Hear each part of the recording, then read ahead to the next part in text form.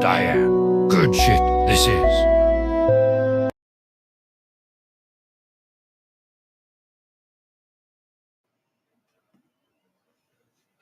Hello there. Welcome back to Sessions on Dagobah. I'm Lord Swoonsky, one of the co-hosts, joined with Outer Rim. Already the dabs are taking effect. I can't speak. Oh my god, dude. Apparently you're Outer Ram now. You're not Outer Rim. You're Outer Ram transmissions. I'm gonna ram a Star Destroyer. Damn. But we are joined with Outer Rim Transmissions, the co-host, Jesus Christ, learn to talk, / High Council member. You like that? How you doing, good buddy? I'm doing well, buddy. How are you, man? I'm doing pretty good. As Wrath put in the chat already. What? Dude, hugs, not drugs, man. Oh man. Well, how have you been, Outer Rim? It's we tried to go live at the end of the month last month, but technical difficulties did not let us. No, it did not. It did not. It could have been because of a charger scenario. It could have been because YouTube didn't like us or restream. I don't know. I couldn't get a gauge on it.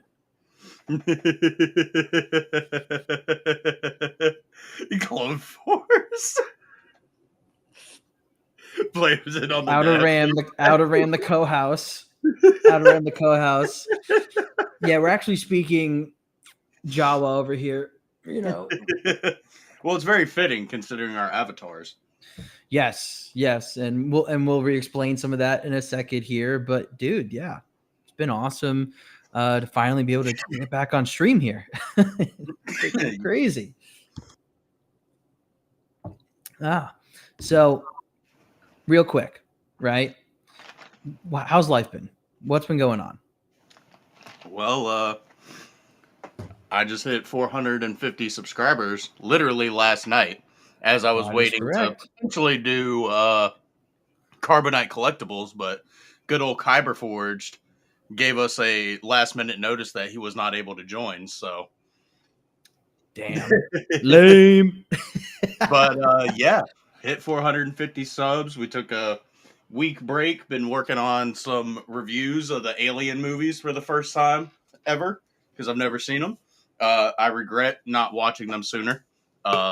Let's just leave it at that. They are good. I mean, the first two at least, Alien and Aliens. Those are great. Those are the third one. The third one is dirty and grimy in all the wrong ways and all the wrong reasons. So yeah. Oh god. Oh my goodness. I don't even want to know. Yeah. Just stay tuned for the fucking review. Well, that's good, man. Yeah, dude, I saw you hit 450. I know we talked a little bit about it last night. That was awesome. Congratulations. Really happy for you. You deserve it. You've been grinding a little bit, and putting out some good stuff. I've been enjoying watching your videos. Grassy ass, as my somewhat Mexican part would say. Like wrath in the entire Mexican community.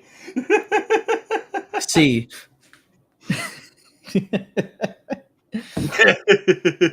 Well, good shit, dude. You know you have collectibles now. It's not my podcast. You got to talk to fucking Kyber. Got to talk to the big man. The big man. Oh, but what's been up with you, bro? What's been up with me? Well, Monday on Labor Day was my birthday. So thank you. I didn't say anything. I didn't know that. Birthdays to me are like, hey, I don't make a big deal out of it. Old. Usually, no. I only turned 28. Right, relax. No, I just, I don't really be like, oh my god, it's my birthday. I just kind of chill, do whatever. Usually, in the past, would use my birthday as an excuse to just get all my friends together from even just different friend groups and hang out. But this year, I don't live close to home anymore. I'm a few states away. So me and my girlfriend just went on a little like weekend trip. Oh shit! Yeah. And I had a work trip down on the Gulf Coast, so we kind of we headed down there early, easy. And then yesterday, adopted 2 cats from the Humane Society. First time I'm being a cat owner, so now I have 2 cats in my apartment. All right, Tony Jr. Why does he have cats? Yeah, bro, he's got 2 cats. He's always screaming at them in lives. Well, I feel like that might be a possibility one day, but right now these cats are so chill. Like, holy crap, they're amazing to hang out with. Oh my god. I don't know if I can pull it up, but oh my god. Wow. Put a new meeting to Labor Day. Hell yeah, she did. Hell fucking yeah, she did. You also said the big man's a bitch. All love, dude. Yeah. We'd love to get him on here, though. I mean, all y'all guys at one point. This would be great. This would be fun. Pass that shit or what? Oh, don't worry. We'll be passing it. We'll be doing what we can. I mean, a good segue there, right? So, what are you hitting, or I guess what's hitting you? Pause. Whoa. Jesus Christ. I'm hitting some I don't know the names of the dabs, bro. I just go to my guy and I'm like, hey, give me some fucking indica shit because I gotta be put in the couch. So, and he's like, all right, bet, brother. Oh, that's good. That's good, man. I mean, I never knew like the names for dabs I ever took. You just fucking wax. Yeah, I mean, it's just same strain names that Bud will have, like Skywalker OG, fucking the OG best. Push, fucking. I actually have a dab pen package for some Skywalker OG, and it's very. I got that. Like, I found a pen of Skywalker OG, like, God, after my sophomore year of college. One of my guys in my hometown, the plug, RIP. He actually had a Skywalker OG pen that some cards he was selling. I was like, no fucking way, because one of my buddies in college, he had it, and then of course we were just hitting bong and watching Star Wars or watching Lord of the Rings trilogy, snowy up in upstate New York where I went to school. So that's where I fell in love with Skywalker OG. But dude, what is it? I'm smoking just a little bit of grass, a little bit of reefer from my buddy, my other YouTube buddy, actually. So we'll love to have him on the pod. Sound like a guy who just learned what weed is and calls it grass, and you just called it grass. I know, that's why I read it, and I'm like, let's just keep calling it grass. Good shit it is. But yeah, I'm just doing a J. That's it. Just keeping it easy, keeping it simple, keeping it light. Nothing crazy. Yeah, I don't know a lot of people that do dabs aside from like hitting the Benjamin button, the Chester Pennington. Oh man, you got all the pen names, huh? Dude, did you see that list that I found on Instagram that I sent you? Yeah, and I remember those are some of the first names. You just listed them. Oh my god. What are some cool Star Wars related pen names? Obi-Pen Kenobi, or Obi-Wan Penobi. You're rather gonna sniff some hot powder. Oh my god. Also, Wrath, yeah, I mean, you don't have to smoke. Like, you can get drunk and fucked up, doesn't matter. It's we're at Yoda's Hut, whatever you got, bro. It's just a sesh. Seriously though, it doesn't matter. Like, don't have to smoke. It's all good. Yeah, no. Literally, like the post I made earlier. Take some tokes, take some drinky poos, fucking just chill. It don't fucking matter. I mean, Clone Force don't fucking do anything, and he's here. He's the real homie. Yeah, but he just said I do dabs, but not weed. I hit a mean dab. Get out. Get the fuck out. How you know I'm laughing at that fucking joke. Get the fuck out of here. Oh my god. Oh my god. But yeah, Wrath, if you want to come on, all good, even if you're drinking, because sometimes I drink on here too. So, but that's really what this is about. It doesn't really matter what you do. It's just like, hey, you just want to come hang with your boys, but also talk Star Wars in maybe a not sober manner. This is what this is for. Also, once a month, right? We're not doing this every week, destroying our bodies, always on stream. You know, maybe just off stream, because I feel like that would just be a sad story if we were just doing this every weekend or something, right? No, once a month, but would love to have anyone on. Doesn't matter. And that's really, like, I guess the intro This here, is dude. I why would I love to. busted out laughing. Why'd you bust out laughing? Because of Rat's fucking comment, not because of whatever it was that you said. Oh my god. That's fucking hilarious. That's hilarious. But yo, let's do a little show notes. Let's go over some of the topics we'll be getting into tonight. First, we're gonna do a little bit conversation about everyone, at least when we were supposed to do this around 2 weeks ago, but I still see it coming up. Revan minifig from the Lego special, right? That Lego special is coming out. Just think some interesting conversations around that. We'd definitely like to get into. We're going to talk about. Don't know a thing about the Lego Revan. They don't. Shout They out don't. Sweet 3PO. Squeak. Next, we'll talk a little bit more about old Republic stuff, right? Also want to talk a little bit about that article that came out a few weeks ago, right? Talking about Disney's boy trouble. Think there's definitely some things that we could definitely discuss about Disney and how they're just fucking up some of the best IPs in the history of IPs. Then of course we'll take another smoke break, right? Give everyone a little second to fill up or re-roll, do whatever you got to do. Then love to talk a little bit about maybe some books we're reading in the Star Wars universe. And then we'll talk a little bit about Ahsoka. There's been some stuff coming out, as well as we'll do some video reactions again like we did last time. I think we got some good ones for you guys. And then any other extra questions in the chat, we'll just stick around for a little bit after. How's that sound? That sounds good to me. Sweet. So, dude. Yeah, what we got in the comment here? I would get on if I could, but if I leave this room again on my sign up, the internet in this room at my new house is awful. Jesus. Brother. Limitless nerd. What up, Cameron? What up? Who else we got in Shout here? out the homie. Sweet. Ooh, got the Jaeger on deck. Let's go. Good shit, my guy. Come on, laptop. There we go. All right, dude. So this Revan minifig, everyone's freaking out about, at least from what things online are talking about, with in this new Lego special, right? What's the deal with this? Like, so obviously not a canon story. This is something that's just totally separate, but what's going on with it? I mean, I love that they're bringing in Revan and literally name dropping the Old Republic and actually meaning the Old Republic, because clearly Skeleton Crew did not mean the Old Republic. It just meant the Republic before Order 66, which I think that's what, the Grand Republic or something like that. I don't even know what the actual name, because it's changed. Like, depends if we look at it with Legends timeline. I don't know if Disney canon has even really given the prequel era a defining name besides just the Republic. I've got a Disney canon book.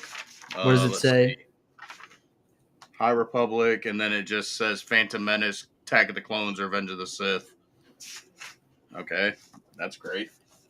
I feel like it was always just called like the Republic, right? If I look at a Legends timeline, let me see. I can pull one up.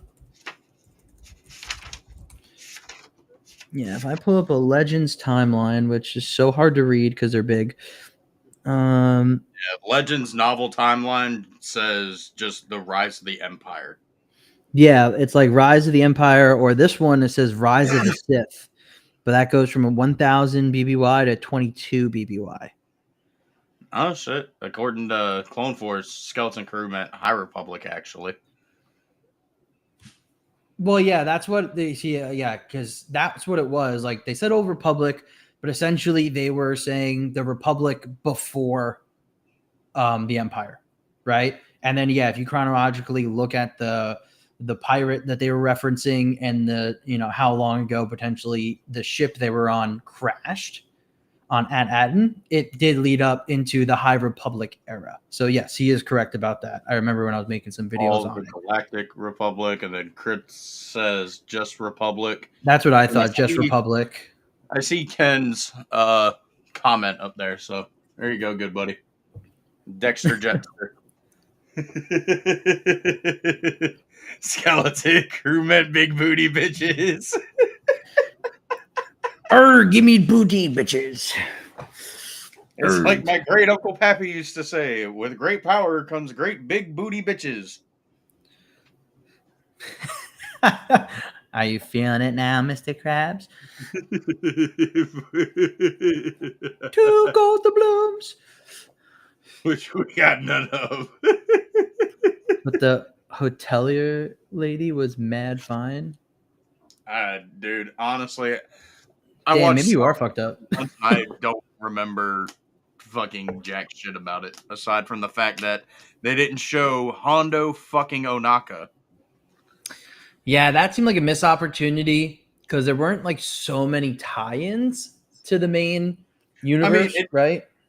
I'm glad that it didn't, because not everything has to be fucking MCU fucking tied in. There's going to be one-off stories, which I'm fine with. So But fun, Hondo is such he's a main background character. So he literally could have shown up and it would not have added, it wouldn't have really tied it into any era, Yeah, right. Nah, y'all just have Alzheimer's. Nah, dude, I'm just gonna mind wipe you, just because it's so easy. Apparently, anyone can do it, even the Sith. Yeah, it's so easy. Yeah, I know they showed his ship, Clone Force, but that's not the same as Mr. Hondo. Hondo was behind the paywall like an Outlaws.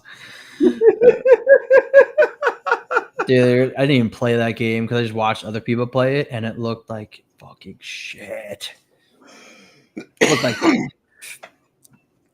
But yeah, so Old Republic in Skeleton Crew, yeah, it was just simply saying the Republic. It was not. It was just saying, hey, before the Empire. Kind of lame. Could have been really cool if it was from the Old Republic. So that means that it was at least cut off from the galaxy 1,000 years before before Battle of Yavin. That would have been way cooler. But clearly that's not what it was, which is super upsetting. But let's get back to the minifig. So there was this trailer that came out for the brand new Lego Star Wars Rebuild the Galaxy Pieces of the Past trailer. That's a freaking mouthful. Pause. Non-canon. I mean, like some of the Lego stuff that they've done in the past, it's kind of fun. Like it is, because they try to add a little comedy to it. It's interesting. Clearly, yeah, we're gonna see different aspects of Star Wars. Like there's gonna be Darth Jar Jar, and then Darth Revan. So everyone was freaking out. I think it's probably the first time since Disney bought Lucasfilm that there's been a direct name drop or actual the character of Darth Revan in canon, or not canon, in just their releases of things. Am I right on that? I think I am. I think so. Yeah, the closest we got to Revan pre-Disney was the deleted scene from Clone Wars, the original Clone Wars season 7, I believe it was, with Darth Revan's, I guess, dark side Force Ghost, not Force Ghost, but Darth side, whatever those, what almost like what Bane was, Yeah. Well, But Bane was in the background of that too. Like I noticed that, like it's him with the Orbalist mask and all that, and I kind of see why they did change that, because it did. I mean, I understand it was also like very, very like rough animation for it, but it already looked fucky as hell. Oh yeah. So I'm kind of glad they changed it to Nightbane, even though I don't like that design whatsoever. Because it makes no sense and it's never been referenced in any of the other material. But yeah, so I think that's really why people were freaking out, because they're like, wait, Lucasfilm has now directly acknowledged Darth Bane in a major way. I know, and you and I talked about this another time in the past, they also might have indirectly referenced Bane in the fucking Last Jedi in the visual dictionary with Luke's dark side or Jedi Crusader Kyber crystal pendant. Do you remember that? Do you remember talking about that? Because I thought that was like from Revan's time, because it was like the Jedi Crusader, and I guess that's what you said, that people that followed Revan were also known as that, aside from like the Revanist or whatever. Correct. Yeah. So like they were the Revanists, but also another word for them was the Jedi Crusaders. This was back in that story with Revan when they went to go fight in the Mandalorian Wars, right? Go fight Mandalore in the Mandalorian Wars. And anyone in chat, please tell me if I'm messing up on this, but I think I remember correctly.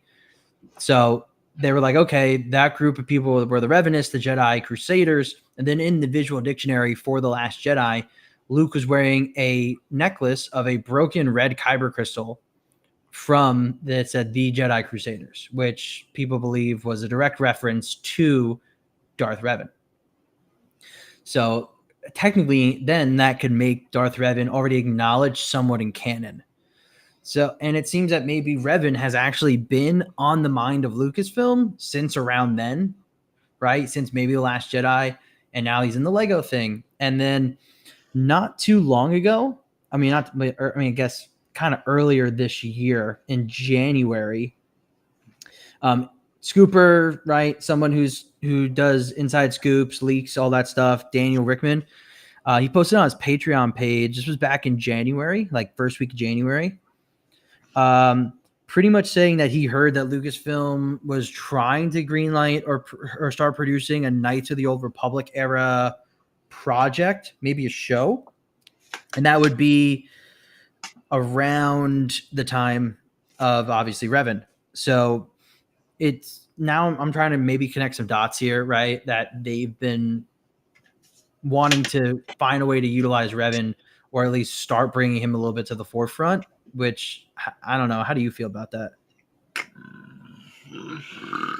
Excuse me. It would be dope to actually see like the Old Republic be brought into like live action, or I'll settle for animation, to be honest with you.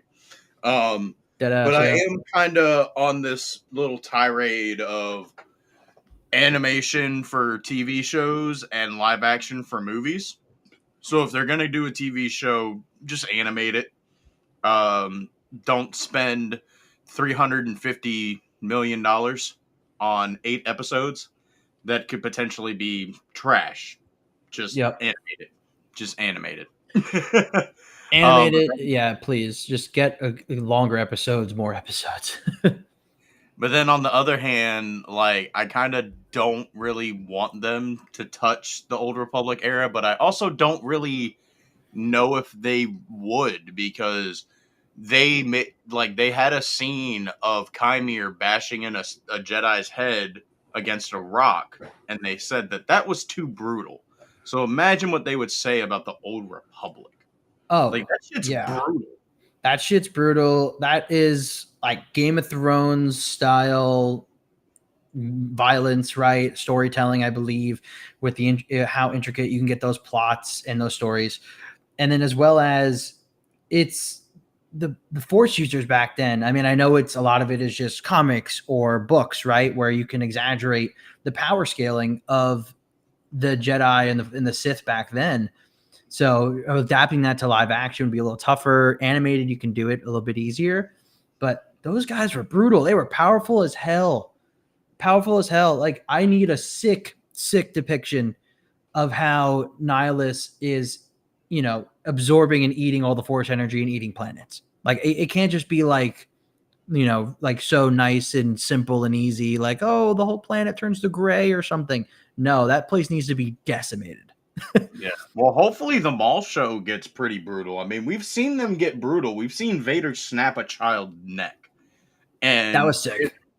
if the mall show, despite like what I've bitched and moaned about with it, if it really is like bad guys versus worse guys, it could get pretty dark and brutal. So I think maybe if that goes right, that then they could probably start doing a lot more darker projects. But we do got a celebrity in the chat, Mr. Pop the Bounty Collector. Show us Oh that snap! you're really not smoking. Hey man, I might pour myself a drink. So if you want to actually do what you did last time and just That's why I turned my camera on. He said, "Show your eyes on screen, or I don't believe you." yeah, or just have a cough attack so everyone laughs at you again. He said, "Show us real smoke. So we don't believe you."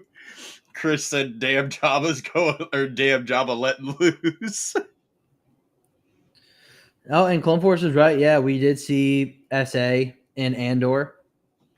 Yep, no, it's true. There is a little bit of, and that's part of what Andor was doing, right? It could be like a little more serious. It was, have some more of those dark conversations and tones. Which, if there is a way to do it, even in some more of the mainstream stories and characters and shows, it could be nice to have like a little bit more violent, especially in the Old Republic era. But I'm with you. I don't really want them to touch it. I don't think that they will do it well at this point with where they're at. Yeah, I think the mall show will be a great example of how violent can they get, even if it's animated. And I think Ahsoka season 2, dude, which we'll talk about later, is going to be a good spot for, hey, how nicely can they actually do some sweaty lore, right?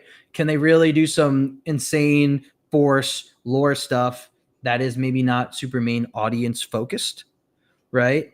So then, because that's ultimately what the Old Republic is. The Old Republic is deep, sweaty lore, and that's something that isn't always going to be main audience appropriate, right? It's not going to be always so kind of shallow. So if they can do, me and you were talking about it when we were planning out this episode. Like, there's a whole like 12-issue comic run about the Jedi versus Sith wars that like I didn't know about, and I'm probably never going to read because I'm not a fucking comic book reader. Like, I don't read comic books, dude. Like, I have a couple of them, but they just sit up on my shelf. Yeah, no, yeah, exactly. Like, there's so much, and also like it's not like Lucasfilm, even when George was in charge, completely ignored the Old Republic era. Like, it was at least acknowledged, right? In some extent, because as we talked about, Bane was in the Clone Wars, right, over on Korriban. Yoda talked to him, so we had a little bit of an insight on the Old Republic there. And then with Disney, right, the Jedi Crusader pendant from The Last Jedi, Darth Sion from KOTOR 2, right? I mean, Ahsoka, the Eye of Sion, the name of the ship that brought them to Peridia. That's an acknowledgement of something from the Old Republic, Darth Sion, right? And then the Rise of Skywalker, the Final Order Trooper legions, right? All those guys in the red stormtrooper armor. A lot of those legions were the names of ancient Sith lords, and some of these were from Old Republic or kind of almost before era, right? There was the Desolus Legion, the Adendu Legion, and the Adendu is in the Bane novels, like in terms of going to what was it? He was on his, was it Tython? That his temple was on?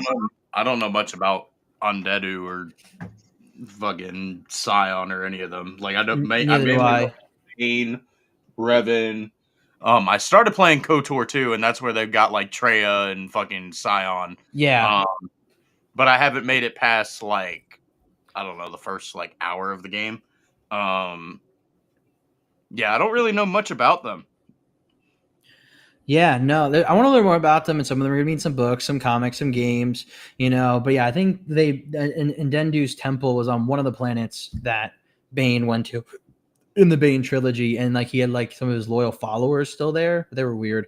And then even there was the Revan Legion. So Revan again was also even now directly named as a legion in the Rise of Skywalker, and then they even have the Tenebrous Legion. I remember that. I was like, oh, they're acknowledging Plagueis' master, but then Acolyte comes out, and then we still don't know anything about Tenebrous, even though according to the timeline from the Plagueis novel, which isn't canon, I know, he should have been around. Sorry. Fuck's up, boys. Whoa. No way. Oh, fuck. Says, we need fans to stop bitching when shit gets dark and saying this isn't Star Wars. Then also asking for George's dark project, which also... See, George probably wasn't having some people go up and straight up try to rape people. I mean, yeah, we did have Jabba with the sex slave shit, but that was like... It was different, bro. That was the 80s, bro. That was the 80s, brother. Yeah, I mean, it was a little bit more, and a lot of it was more implied with George. There's a lot more of like things were implied, not as much specifically shown. You know, I mean, all I know is Jabba the Hutt didn't have a wiener, so yeah. Do you think he just used like the end of his tail? Like, I just had that forked tongue, bro. Damn, dude. Oh, bro, being drunk and having COVID is not a good combination, boys. Oh shit! Damn, and you're on stream. Holy shit! Yeah. Expert bantha flow. Dude, I'm dead.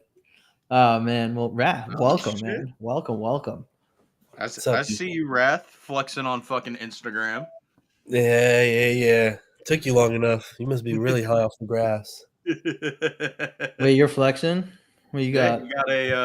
He got a fucking Timmy Zonski on the Alliance's cover. Ooh. Let me see. Comment. Also, I like your Lego Marvel stuff. Thank you, sir. I actually just finished the Imperial butt plug probe droid today. Being locked in a fucking room will make you build all your backlog Legos. And the setup on the office is coming along nice. So once, I don't have to deal with fucking being sick all day, content will be coming in. People can see the new setup. Oh, sweet. Definitely looking forward to that. When did you make the move? I made the move like the past 3 months. It's just been piece by piece with the schedule and not having consistent work hours and stuff like that. I mean, like, yeah. And then I still got to find somewhere to display the Jango Fett Slave 1, the Barad-dûr, Dark Falcon. I got all kinds of shit, bro. Sweet. And you got married, right? Yeah. That's a lot. That's a lot of stuff. Yeah. Oh my gosh. It's been a lot, and my job sucks. So, yeah. That'll do it. I literally texted my supervisor a picture of the COVID test and was like, "I'm probably going to be out the next 3 days." He's like, "It's not a guaranteed 3-day COVID policy anymore. They'll be counted as regular missed days." I was like, "No, you're sick." I was like, "I can come in if you want.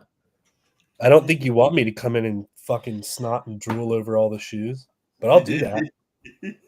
That's freaking like the way that it was implied was as if I was faking COVID to get out of like 2 days of work, which I needed because I'm poor. So I don't know. I just need to get the fuck out of here. Yeah, I mean, dude, it's like, so what if it's COVID or not? It's like you're just sick. Like, no, I'm actually just fucking sick, guys. Like, it doesn't matter what it is. Like, I mean, lesson learned. Next time, just come in. Yeah. Get everybody just come sick with COVID and then see how they can run the store. Yeah, right. It's like, all right, everybody, let's have a meeting. Hold on, let me just get this all in your faces. Yeah. Damn, dude. Well, fuck that shit, dude. Fuck that. Yeah. But Wrath, what do you think about what we're talking about so far with the Old Republic? I mean, Revan maybe specifically, or Lucasfilm maybe touching the Old Republic potentially? I see. It makes me nervous, right? Because if they're going to do it, it needs to be done a specific way. They have to show both the extreme light side of Revan and the absolute dark depths that he reaches. That's the duality of his character, right? And I just don't think with the current, I'm not going to get into it, political setup, climate at Lucasfilm and Disney. I don't think we'll ever get that. Because Agreed. apparently we're not allowed to saw people in half with a lightsaber in a video game, but you can imply that somebody got raped on screen. So I don't know, man. I really am nervous for them to touch that. I mean, because from the way that they've set it up, and I haven't read anything into the High Republic, so Clone Force is probably going to chastise me for this, but it seems like they made the Jedi Order pretty lame in the High Republic, and then they became super cool in the Old Republic, and so I don't know, man. I don't know.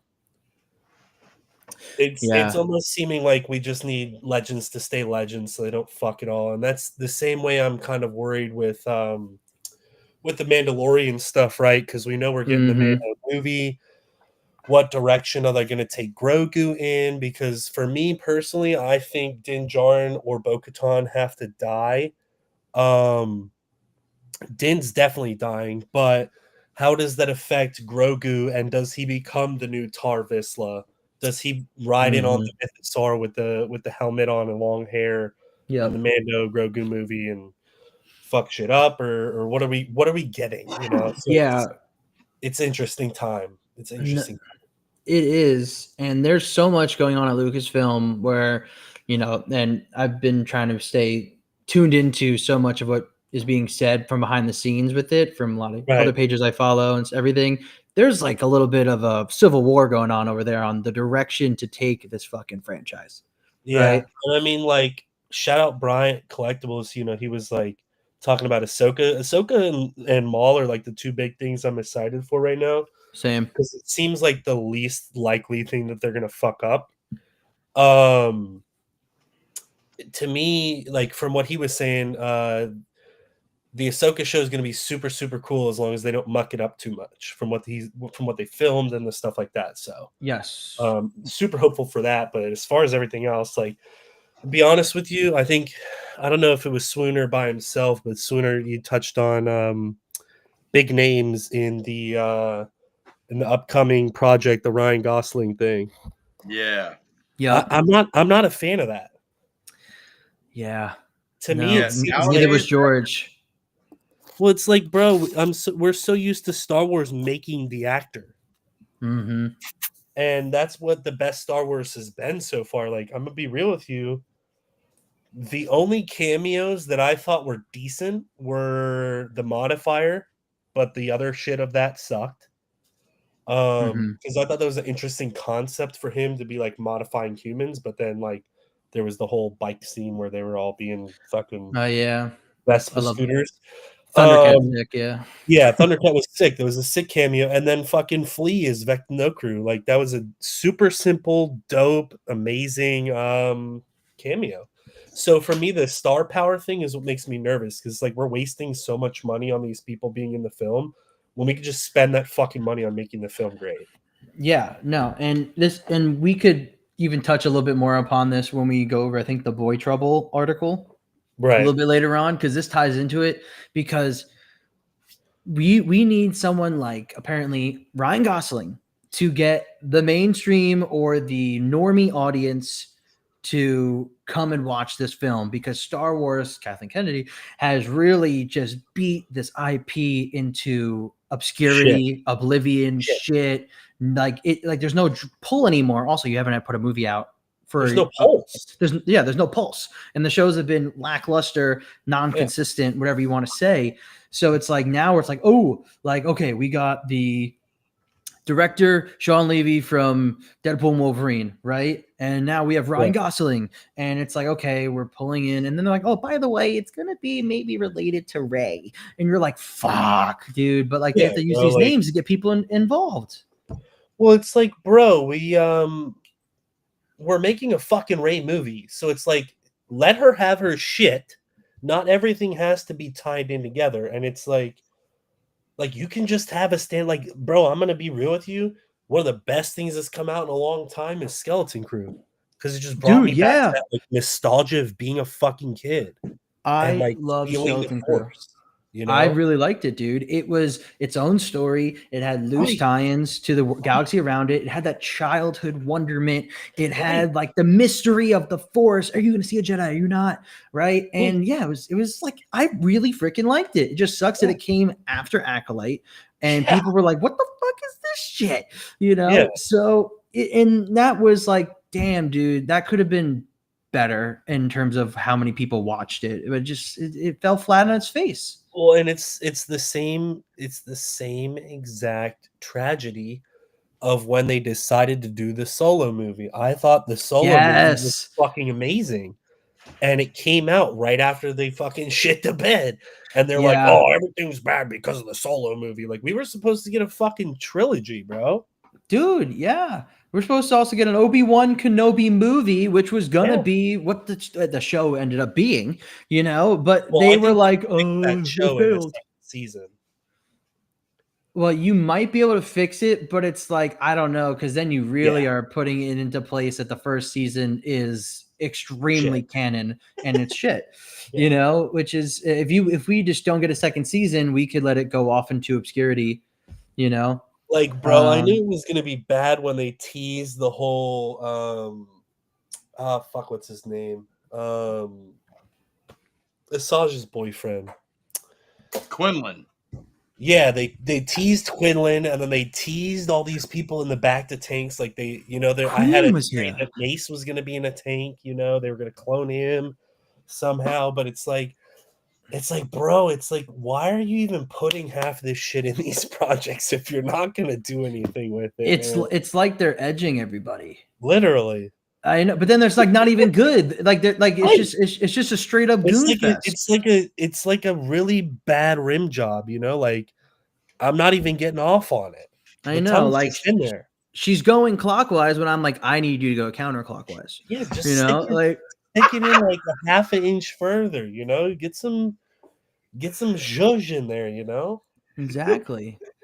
Like, oh my god. Hey, nerd, can you highlight Clone Force's last comment? Oh my god, yeah. Now you're not like you're entirely wrong. You're wrong. No. Like you're partially right and you're partially wrong. Because there's this other aspect of it of the IP is on a huge downturn. Not even just in terms of dollars, in terms of conversation, pop, like in terms of zeitgeist, in terms of pop culture, everything. And it's the biggest was the biggest and most notable IP in the world, not just to nerds, but literally to the movie industry, entertainment, everything. And she is just extended contract. Like, yeah, maybe Iger's also at fault for not firing her, but like she clearly doesn't have to answer to anybody. It clearly doesn't have to answer to anybody at all. So I don't know how much of the Disney CEOs and bosses are really to blame when it's clear she's also at the forefront of what they're putting out, the stories, how they're telling it, and who they're targeting. Well, I'm going to be honest with you. She's going to have to answer to me. Ooh. Hello there.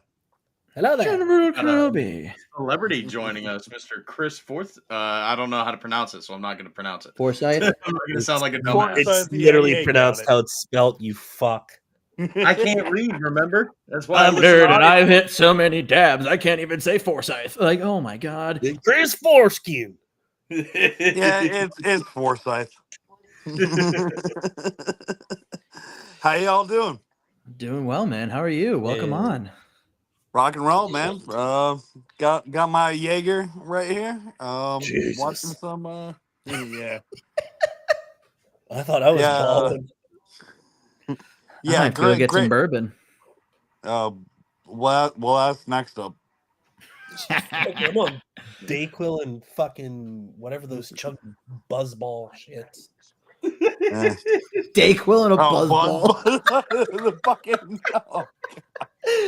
Oh my God! You might as well freaking be on death sticks. Holy fuck! I mean, I pretty much am, bro. I mean, Foshka and Death Sticks is my channel. Shit. Oh shit! So, Chris, what are you thinking about what we're talking about so far? Just like Old Republic, Lucasfilm, Don't Touch It, as well as they're like, what's going on with this IP right now? Yeah, I'm saying don't touch it. Like like as much as I like I've never played the Old Republic games or anything. Uncultured. Yeah. Swine. But yeah. But no, like I like them. I know the stories and everything. Yeah. But it's just like dude, leave it alone. Like At least right now. Yeah, exactly. Because back to what I was saying too about the apparent civil war at Lucasfilm, right? You have half the camp, and let's call this Kathy's camp, right? That is Rey movie. That is Kathy's camp sounds diabolical. yeah. Kathy's camp. Yeah, exactly. I mean, they're awful because that's like Rey movie. That's Simon Kinberg trilogy, episodes 10, 11, 12, pretty much Rey movie 2, 3, 4. That is also Starfighter, Right. Which I think still has a chance to be good. That is Mando and Grogu, and that is the direction of some shows getting second season, right? Whereas then, and I think Andor falls in that camp too, from at least who was supporting it. And then other camp is apparently more like a Dave Filoni camp. That's Ahsoka. That is maybe trying to do more lore related projects. I think that's Maul as well. That's kind of where they're trying to figure it out. And that's why a lot of the movies we haven't heard about actually going into production. Because they're fighting over there. I do still want what you call it? The other Starfighter thing. Oh, Rogue Squadron? Yeah. Like bring that back. Like yeah. I'd like to see that. Yeah. I think Starfighter might have slightly turned into that, even though Sean Levy said this is a script he's been developing for a while, because they brought on. That's probably what they did. Dude, they brought on the cinematographer from Top Gun Maverick, which is what Squadron was going to be. It was going to be a Top Gun like movie with X-Wing. Yeah, no, it was going to be badass and shit. Fucking fly all over like Tom Cruise type shit. Well, that's probably what they did, was scrap the original project, and then they had some success with Ahsoka and these things. They're like, oh, let's do it differently. Yeah.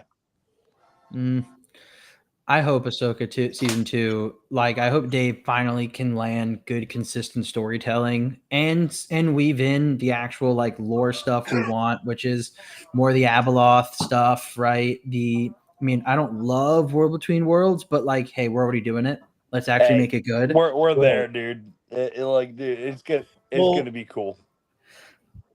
And I think that's what we're gearing up for, which is why my people that have told me things have been like, if they don't muck it up, like if corporate and the enterprises that don't stick their hands in there too much, then I think they've got the story right. I think, and I've heard similar things as well, right? Because the main thing corporate would be the suits, right? Would be like, this isn't going to be good for normal fans. They're not going to understand what's going on. My opinion is good. Gatekeep that fucking shit. I don't give a shit. And this is where it's like Anakin's Force Ghost needs to be the man. Like, he needs to be the hero. He needs to be like a leader. He can't be a little wimp. He can't regress back into his like angsty version of him. He needs to be a badass male lead, right? Now I'll back that up. I'll back that up. Let's go Ray Stevenson. Like so we were recast now. Like, dude, his part is gonna be badass. Dude, I can't wait for that. The guy playing the Hound is going to be him. They're similar stature. They were good friends. That's going to be some badass shit. It's going to be badass, and I really just hope that it sticks to landing, because like I thought most of the episodes of the Ahsoka show weren't that great, just from like a storytelling perspective and like pacing and a little bit of like, okay, we got to either get to the point or really got to dive into some things. But episode 6 was amazing. I liked 5, and 4 was also good. But that's just my personal opinion. I thought the ending was super flat. Well, I think they started it off well, but yeah, I think they got a little bit too much fillery into the middle. Yeah, and then some like weird choices. Like Sabine is not gonna tell Ezra how they got to Peridia, and apparently he's just fine with that. He's like, "Oh, don't have to tell me." Like, what? Yeah, he's like, I don't build my lightsaber. Just fuck off. And Yeah, everything I sacrificed and why I'm here for 10 years and haven't shaved for 10 years. Oh yeah, it's all cool because you just wanted to see me because you miss me. Like, come on. yeah, I don't know. That was a little goofy. It was goofy. And then Thrawn being like, "This was part of my plan the whole time." Like, no, it wasn't. You keep like you keep getting fucking losing. Oh, dude. Oh, my boy Braden in the chat. Hope we hear the Hound curse out Sabine. Dude, that'd be so fucking funny. Oh my god. Just a backhandser. Clone Force is rebuttaling you for your comment there, Mr. Outer Rim. Bro, there's been no fucking CEO of any company, like in a main company, that has failed as much as she has and still has been promoted or extended. Like she is failing upwards. Like I just like, okay, I'm not saying like she can do whatever she wants 100% of the time. Like, why do you think there's so many Disney Plus shows? That's an Iger mandate. That's an Iger mandate. Yeah, I'm gonna disagree with you, bro. Tom from MySpace failed consistently to create that page and make it good, and he still gained more friends. Yeah, and then he sold the company for a few $1 billion and fucked off, and was just a photographer for the rest of his life. That man did it well. Well, yeah. We don't talk about that part. Okay? We don't talk about that part. Oh my God. The Disney Plus shows is an Iger. I mean, Bob is kind of in the same boat, right? Bob fucked off for a while, and then they were like, "Oh, Bob, come back." Yeah, because Bob. Yeah, exactly. Bob Chapek was just also fucking up, but he came in at an awful time. Oh, he fucked up royally. Yeah, dude, he was like the guy who came after Nick Saban in Alabama. Shit, like, we just lost shit, FSU. But like everybody who covers this type of stuff, who's interested in this stuff for any of these IPs, I just heard resoundingly, and I agree. It's like, how is she still there? Right? Like what? Like how is she still the head of this? What dirt does she have on people or something? I don't know. Doesn't make sense. And she's definitely a leader of like all the ideology stuff that they've been doing on that side. It's like, yeah, I'll give her everything. Like she's like what's called. Chris, you're kind of getting garbled. Yeah, your connections is going out. Yeah, dude. Disruptions in communications can only mean one thing: invasion. Yeah. Disney Plus shows is a Bob Iger project. Hold on. Pull that up. Yeah, but she's done. No, that's a Bob Iger thing. That was Bob Iger's swan song before he retired the first time. That was his swan song. It was, this is how he was going to change the industry. That was it. And why do you think Marvel started pumping out shit like crazy? Because Bob Iger literally told Marvel and Kevin Feige. Oh my God. Okay, I'm getting crazy. Why are Mom and Dad fighting? Hey, bro, I thought you were supposed to be high. Fucking Muff Bunzo back from the dead. Nah, fuck that guy. Fuck Muff Bunzo. Yeah. Chris, you sound like you're in a tunnel. Dude, you guys sound like you're in a tunnel. I don't know. Chris is actually on Dagobah right now. He's actually in the dark side cave. That's where he is. Yeah. Just struggling to get out. I am I am Clone Force. But just to finish off that point, no, Disney Plus is Bob Iger's like baby child. Like it is what he wanted to change the industry with, and that's why everyone. And then he was just pretty much telling Chapek like, "This is what we're doing. and they kept doing it. Yeah, Bob Iger, he's a stinky doo-doo head. He and Elon can take their money and go fuck themselves. Oh my god! But guess what? Now they're swimming. What? I'm friends with Elon. You're friends with Elon? I get many friends in many high places. We were friends. Then he decided to be a total dick. Now I call Netanyahu my best friend, my bestie. Baby. That's what I call him, baby. I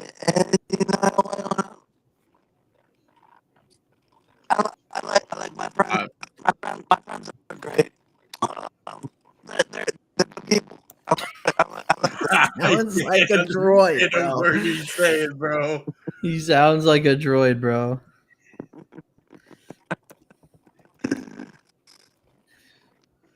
Okay. Chris, reset that connection and come back or something. Holy crap. Yeah. I'm gonna figure this out, dude. Sounds like Paco the What's the fuck the Quaker. Hey, I got Yo, Muff Buns is on him, bro. You don't even know. What? You don't know. I got the best connection ever. Dude, this is okay. Chris, come back. Come back later. Okay, Chris.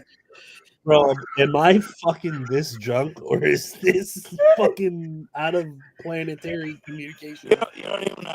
You don't even know. I think Chris might be in the outer rim. Oh my god. We're out there on the outer rim. Okay. Ooh, pull up. Yeah. Pull up Braden's comment real Pull up quick. Braden's comment. So Braden, my thing is, I don't think there is such thing as pulling a solo. I think that was a failure on Disney as much of, what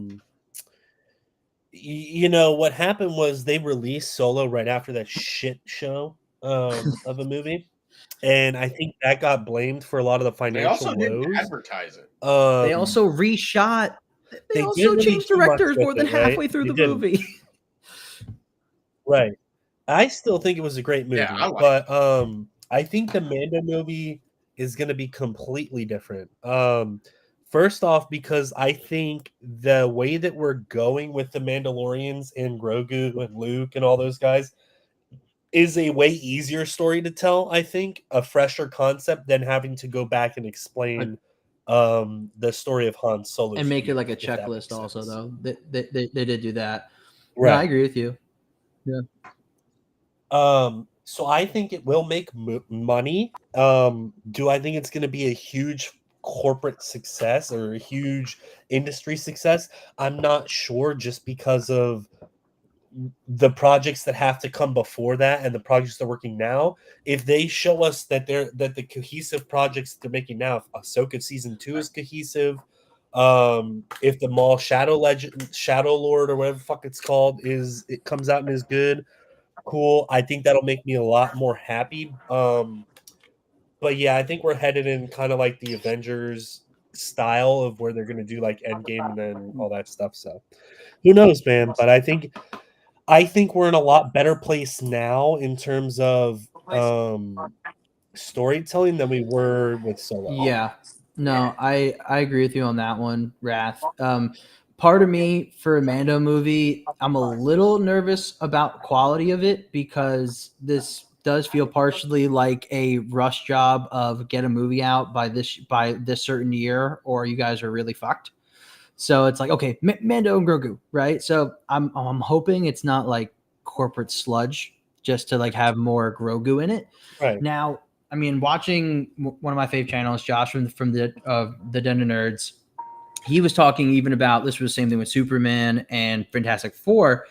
Post-COVID, overall movie industry ticket sales and revenue is down 50%, right?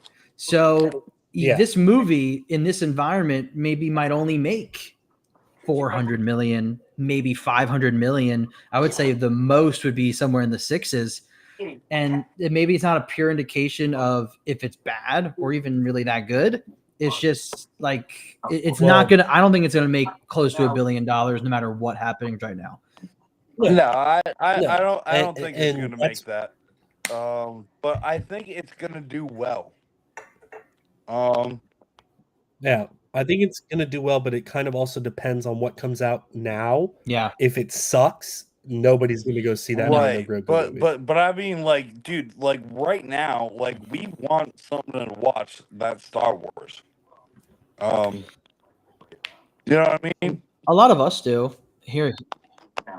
Yeah, I think I know what you're saying. Like, I feel like just because it is a Star Wars movie and it is in a theater, I think alone will draw a lot of numbers. But we got to see quality too. I think that's really going to affect whether or not the real fans, not like saying like real versus fake fans, but like if it will bring the people who have loved Star Wars for so long, it'll bring those people into the theaters if the project. I mean, yeah, I'm 100%. Oh yeah, I'm going. I think here's the thing, right? Lucasfilm doesn't have to worry about really anybody on this panel right now, or a lot of us in the chat too, about are we going to go or not. Like we're going. Yeah, we're going. There is a massive group of the fandom that has left the fandom or abandoned the fandom or at least anything new years ago. That was really after either you want to talk about the decanonized Legends or even after The Last Jedi. So there is a group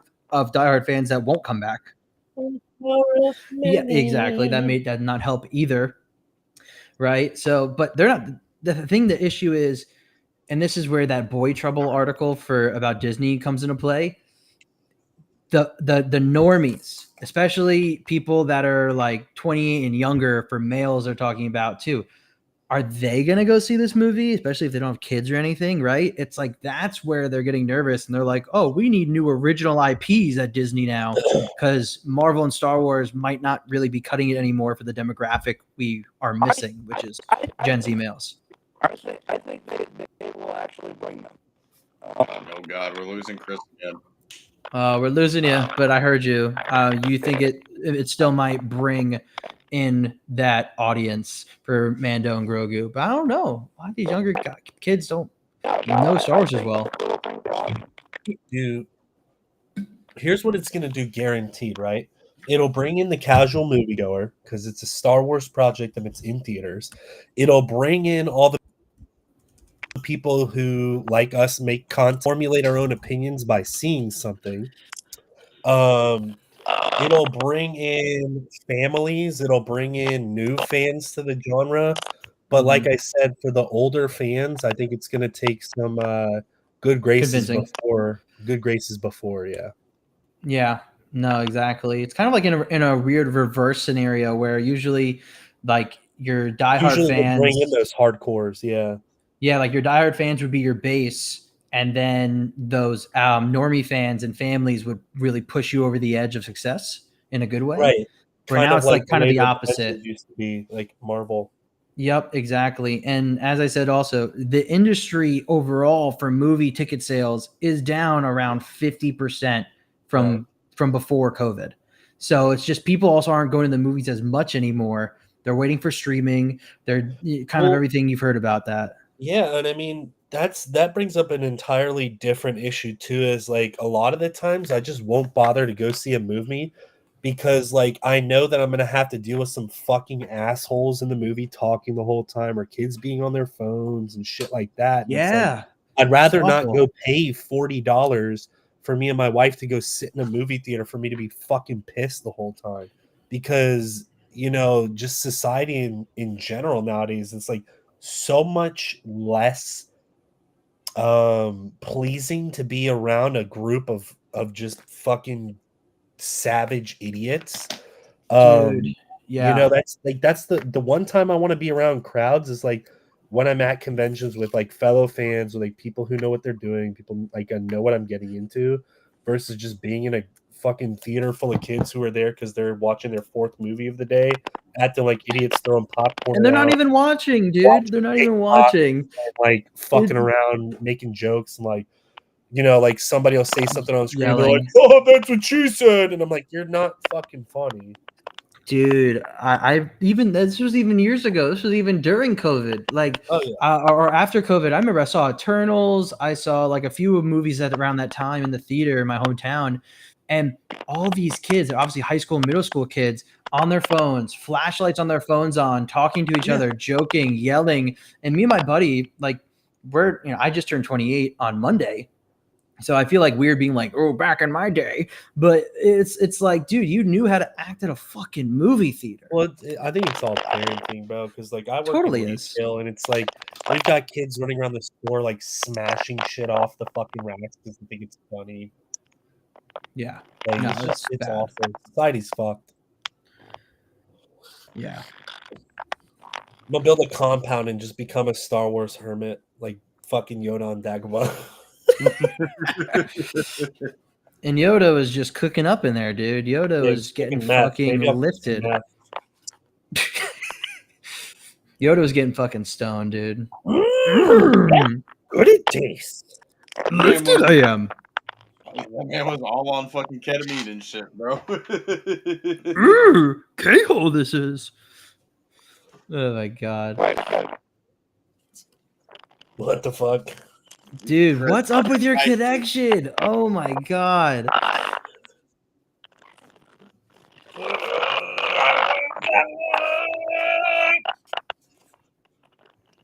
That sounded like Coming I was. With the children she did. Another drink I need. Same. Half my money she took. Pay for pussy, I must. No. Pay for pussy, I must. Yeah, I know. Where you at? Oh my god. Oh yeah, I'm gonna make another drink real quick. I'll be right back. I'm out of buzz balls. Get some more. Bye. Swooner, you've been quiet. Swooner, what's your take? Oh, he's dabbed out. Yeah, he's dabbed out. At the pipe. Go on a rant for a little bit, please. Crash out. Yeah. Do it. Do it. I don't really have much to say on the whole fucking CEO shit. Just because, I mean, I don't know much about like higher up bullshit aside from like managers just don't listen to people like at all. So for the CEO shit, I'm just gonna go with Clone Force's comment and say that I dislike Kathleen Kennedy and move on from that. But for the Mando and Grogu movie, I definitely I hope it does good, but I hope it's not just people are Chris, dude. You're gonna have to do something about your mic or your connection, bro. Like you really, it's bad.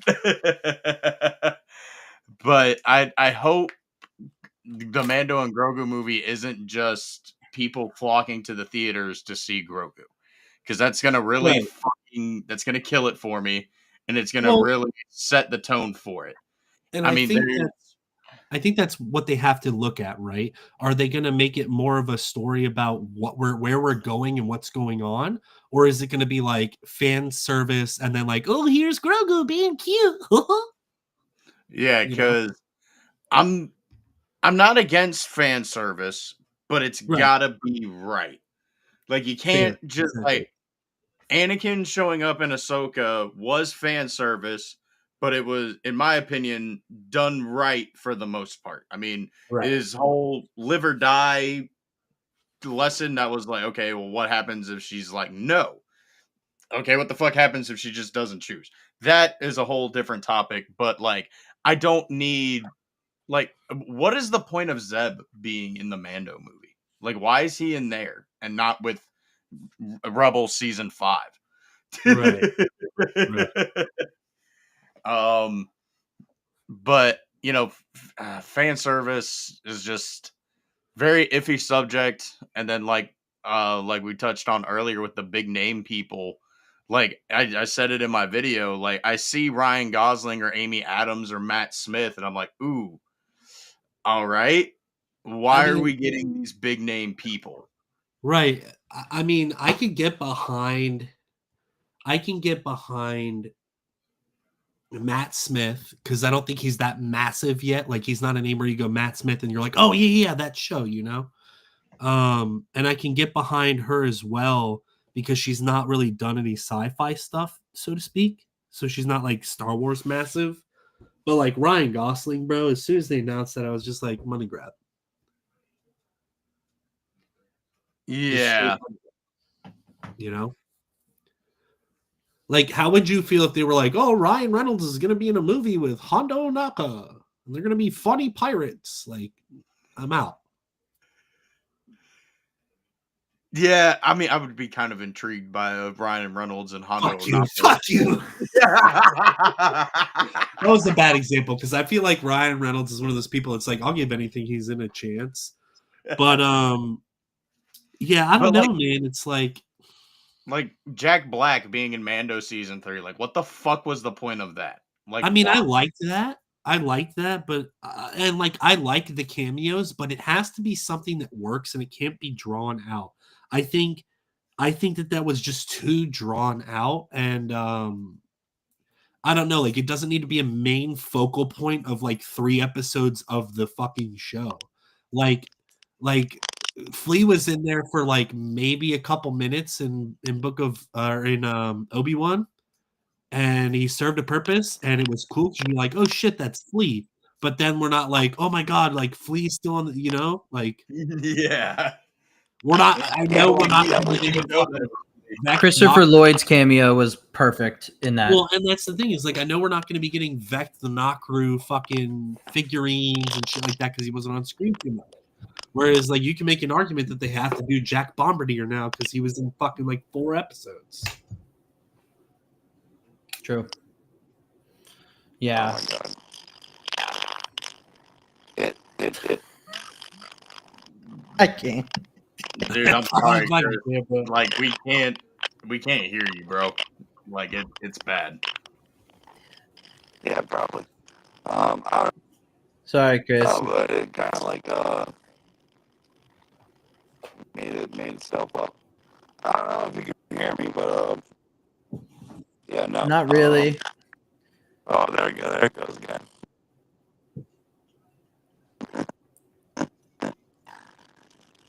All right, I was gonna sign off. Sorry, Chris. Brother.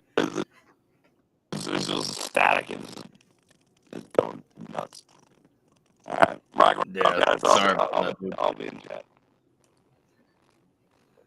Much love, brother. Much love. Much love. Love you, dude. Oh. Honestly, we should have. I'm a sound clip that and send it to Matthew Wood to turn him into a ball droid. Well, he turned him into a Magna Guard at that point, you know. I wish we could hear him though, because he was he was trying to go off, you know, and it was just like shit. Nah, you're just speaking droid. Yeah, that's why I hate restream sometimes. Sometimes the shit works fantastically. Sometimes, fuck off. I don't know. Do you think that's a restream issue? That seems like a I think it's just Wi-Fi bandwidth. Wi-Fi. It could be fucking literally anything. Unfortunately.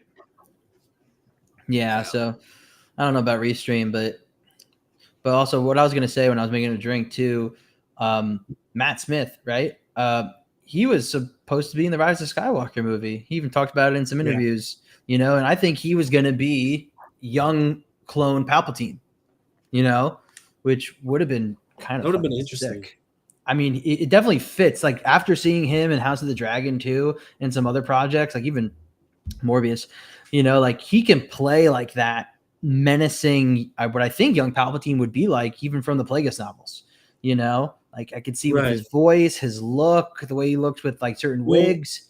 And that's the thing is, like I was saying, it's like I don't know what the fuck Ryan Reynolds is, or not fucking. God damn it, bro! It's the Reynolds effect. It's the Reynolds effect. He got you now.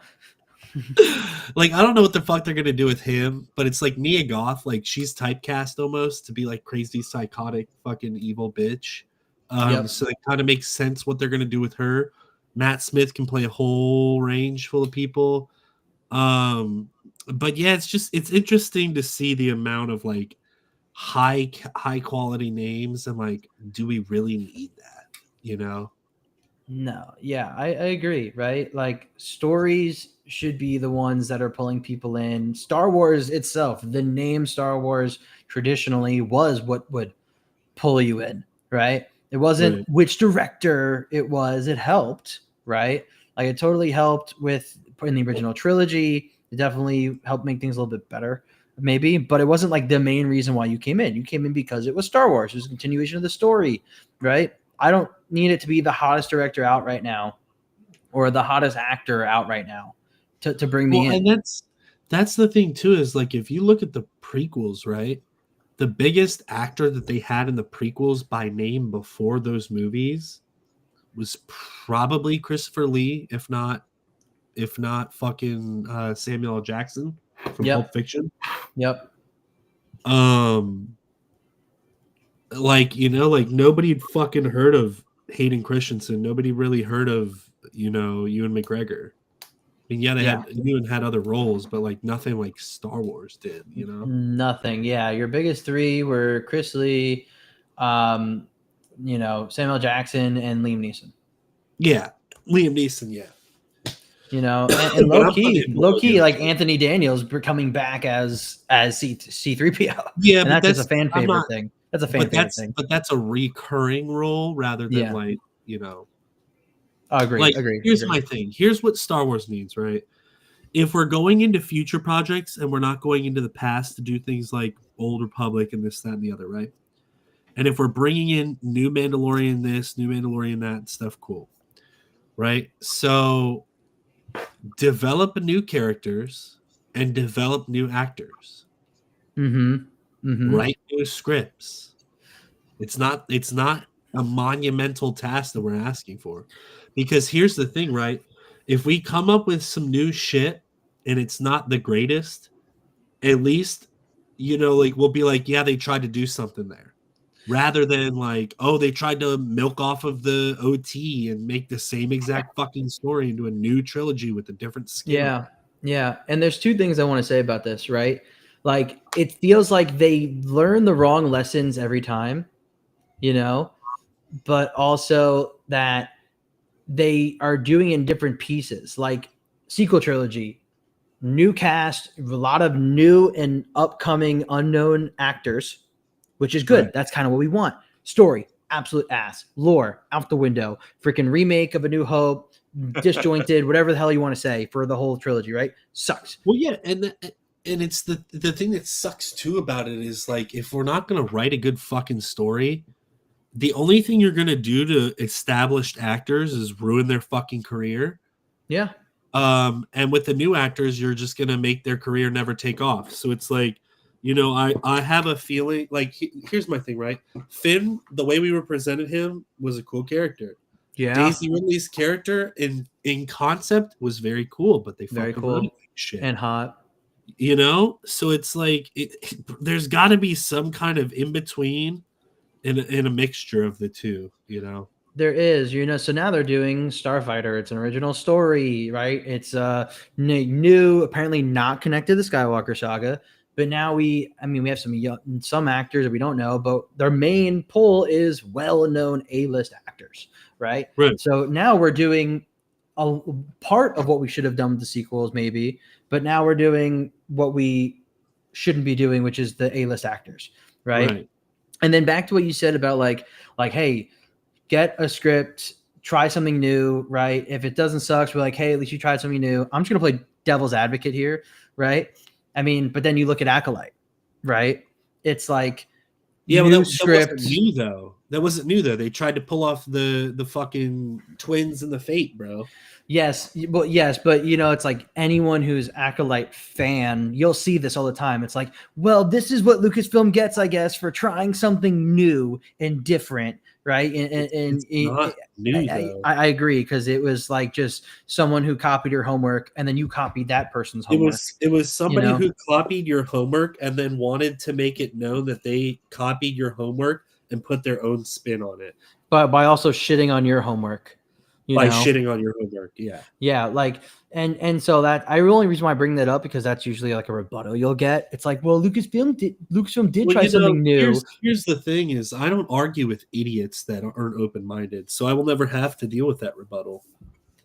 No, it's true. I agree. It's like Acolyte was a failure from a story perspective, a failure from a fan reception perspective, and a failure from a freaking company perspective, all around. And here's the thing that I like to combat everything with, right? Is I'm always gonna find the things I like, even in the bad projects. And I will say that there are really cool things that they did in Acolyte. There's really good parts of Acolyte. But if you're looking at it overall, it was a colossal fucking failure. It was. It really was, and it was like it started out potentially promising from when they announced it years ago what the original concept was. And then it just started going downhill, downhill, downhill, downhill. Then the show comes out and it falls off a cliff, right? It's like the more we learned about it as we got closer to it, the worse it sounded. And we were right. And not trying to say we went into it with prejudice or anything like that, or like any like, oh, this is definitely going to be bad because of all these other signs. Like we just had like, okay, we'll give it a shot, but it does not sound promising. And it wasn't. Well, it was not promising. And the thing too is like if you're leading up into a brand new project where you're trying something new and you're getting a little risky with the storylines and the canon and all this shit, and then you've just got a bunch of actresses that are going fucking rogue, talking shit about half of the fucking fandom. What do you expect? Yeah, you have your show writer and creator also like sit there and listen to you spew hatred to me. And then watch your project, and objectively it's not good. And then what? You're supposed to take that on the chin too? The biggest issue, especially with like, this is mainly just like Disney fans in general. That whole argument that they give of if you don't like it, don't watch it. We fucking did that, and the Acolyte got canceled. Now, yes, I am in the midst of a rewatch of it, and I'm with Wrath. There's good parts in it, and that's what that show should have focused on. That show should have been Chimere leaving the Jedi Order, finding whoever the fuck trained him, because I swear to fucking God, it's not fucking Plagueis. I don't care how bad they Wikipedia and everybody else. Should have been Tenebrous. I don't even know if it should be fucking Tenebrous, bro. It literally could have been fucking anybody. There's Sith pretenders, there's fucking dark side users all throughout the era. Yeah. So there's just no winning with some of these people. And I've noticed it with a lot of content creators, especially now that we are getting closer and closer to this Mando and Grogu movie and this Starfighter movie. Everybody is praising everything, and everything is fantastic, and we need to be happy that they're just making Star Wars because they're all just trying to get that fucking invite to Lucasfilm, bro. Oh, and yeah. It's very, very obvious, and it's just kind of getting a little bit annoying, and it's not helping anything. Because I saw a video from Snarky J, and she was talking about like she called it the cult of positivity, and a bunch of people, like not just Star Wars, like Marvel, fucking Disney, Pixar, like, oh, just be glad that they're making it. No, bro, if shit, people got to let these companies know that it's fucking dog shit. Otherwise, we're paying money for this shit, dude. Change. See, that's the thing is like there's a different opposite side of that too, which I'll make, and that is a lot of people fucking hated Rings of Power because it's not technically Tolkien canon, right? What I think a lot of people don't realize is that Christopher Tolkien, they came to him and wanted the rights to the Silmarillion. They wanted the rights to do all these things, and not to really like sell it, but like to be able to make the fucking story. Yes. And they're like, yeah, fuck off. So in that aspect, I can understand like at least we're getting something. But at the same time, it's like there are things in Rings of Power that I do like. endings in Ring of Power I don't like. But you're Yes. always, I think nowadays, just as a society, we just love that, like, I'm right, you're wrong. Let me shove it down your fucking throat. And if you disagree, you're blanketed term for people I don't like. Yep. No, it's very hostile. It's bad. It's not entirely our fault, right? The people who are now running some of these IPs, they're just like, how do I get the biggest mass appeal, click viewership, whether it's like following lore or not following lore. Rings of Power is a really good point, right? Because yes, Amazon and wanted like, hey, we want, or really Jeff Bezos was like, he's like, I want my version of Game of Thrones. Lord of the Rings is a great place to potentially do that, right? I disagree. Well, like he wants a fantasy, like more like a fantasy medieval type of vibe. And right. So you know what you do? Yeah. You know what you do when you're Jeff Bezos and you have billions of dollars to wipe your fucking ass with? You make it. You make it Amazon original. I totally agree with you. Don't go fucking mucking up Tolkien's world. I totally agree with you. I'm a big Tolkien fan. So it's like they go out and they're like, hey, we want to buy the rights to all this part of the Tolkien lore, right? The Silmarillion, parts of the Second Age, which wasn't really, that's why they got it, the Second Age, because it's not really much written about in Tolkien lore. Right. It was really First Age, end of First Age to the Third Age and whatever else in the Silmarillion. And not saying that like, oh, Amazon has the right to make a kind of crappy, really shitty show because they just didn't get the rights to the Silmarillion. But like, I'm happy they didn't get the rights to a lot of what they asked for. Well, if that's the way that they were going to twist it. Yes. That's what I think it is. And it's not because of like, oh my God, the story is totally ass. It's like, no, it's because of, again, similar to Acolyte, the shit around the show. Right? Like the cast members, even before the first season of Ring of Power came out, being like, oh my God, like whatever identity politics they wanted to play with like Tolkien's lore and being like, it's not inclusive of this, that. We're so happy we're going to be able to change that in a way, but not in a way that was genuine, in a way that's like, let's say fuck you to Tolkien, Right. And then the show like has, some good aspects. I mean, dude, almost everything made today from like a cinema perspective, besides some examples of CGI, looks amazing. It sounds amazing. It's nice to take that in as a modern person, right? I'm watching some top of the line shit. Could even say it about the sequel trilogy of Star Wars. Some of it looked beautiful. Yeah. But that's it.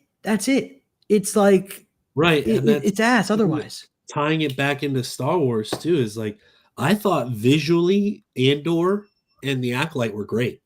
They were great. But we're talking about story and plot, Oh, yeah. Story. That's what I'm here for, right? That's what people, and this might be because I'm starting a little drunk, right? It's like, that's what people for thousands and thousands of years were telling me stories all by word of mouth were doing, right? It's like, there's no audio, there's no visual, like in a cinematic way. It's story, it's lessons, it's mythology, it's themes, it's tropes, it's all these things that are so impactful and sometimes timeless. Hence why we have the story of Star Wars. Hence why we have Lord of the Rings, right? Timeless themes written by men who understood those lessons. Now, everything does feel like corporate slosh. It does. And it's crazy. Well, that's the thing, bro, is like you can sparkle tinsel on a fucking dog turd. It's still a fucking dog turd. Oh, yeah. I mean, Thor Skywalker had this great analogy when it comes to like keeping these studios accountable, right? He's like, I go to a restaurant. I asked for this. I'm used to getting this. But one time, what they serve me is really bad. Or he's like, or even a better example, one time what they serve me is actual shit, right? I'm going to tell them that like I'm going to tell them I don't like this. Like, this isn't good. This is not what I asked for. And it's shit. Right. But then next time I go back, it's good again. And I'm like, okay, good. Like, this is what I want. This is how I want it. Like, but I'm paying for this. I'm not just going to settle for shit, even though you're telling me, oh, it's like, it's fine. No, it's not. It's not fine. I'm also kind of butchering the example a little bit, but it's like, we're paying for this.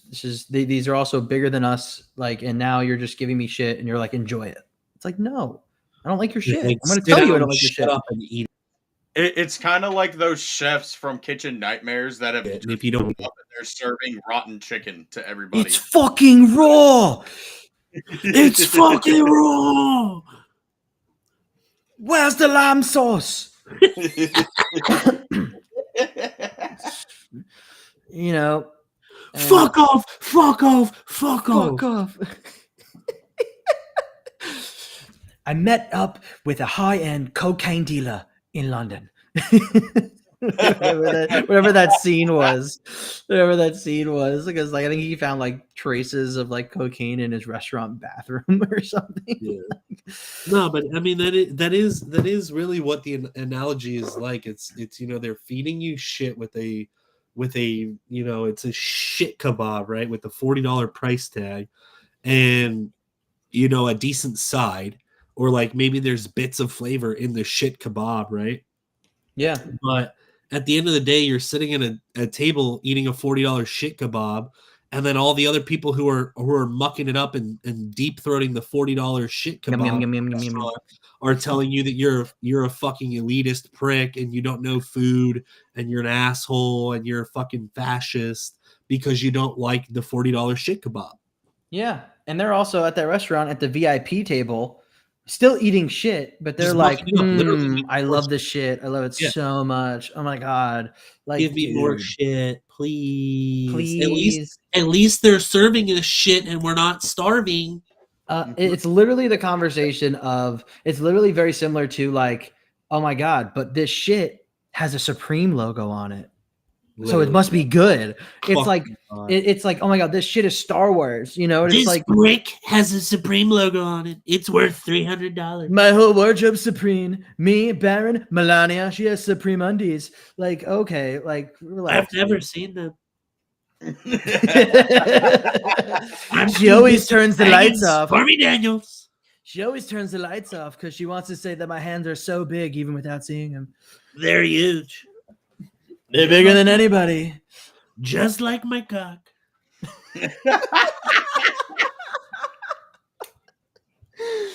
Oh my god. My cock was made in China. No, he actually got it straight from BB. Got straight from BB. BB makes all my cocks. He makes my missiles and my cock. What I tell Melania is you got to learn from Israel. You got to give that Iron Dome. You got to give that Iron Dome.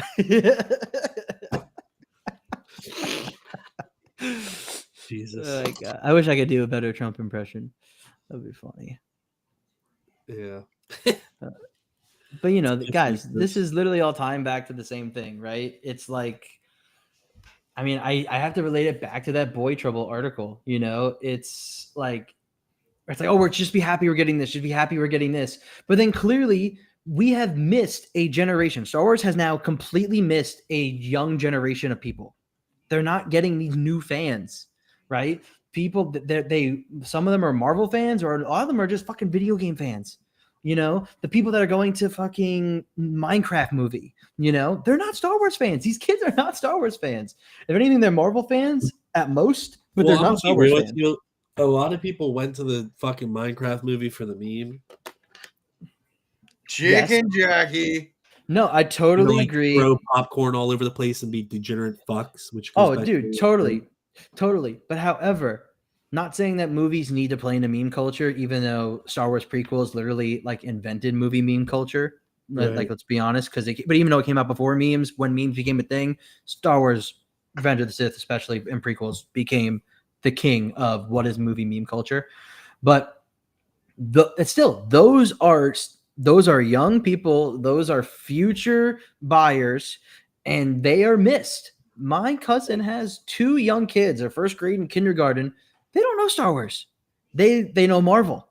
But even then, they're still not old enough to really buy stuff. So it's like there's a generation of kids older than them that don't know Star Wars at all. They don't. Right.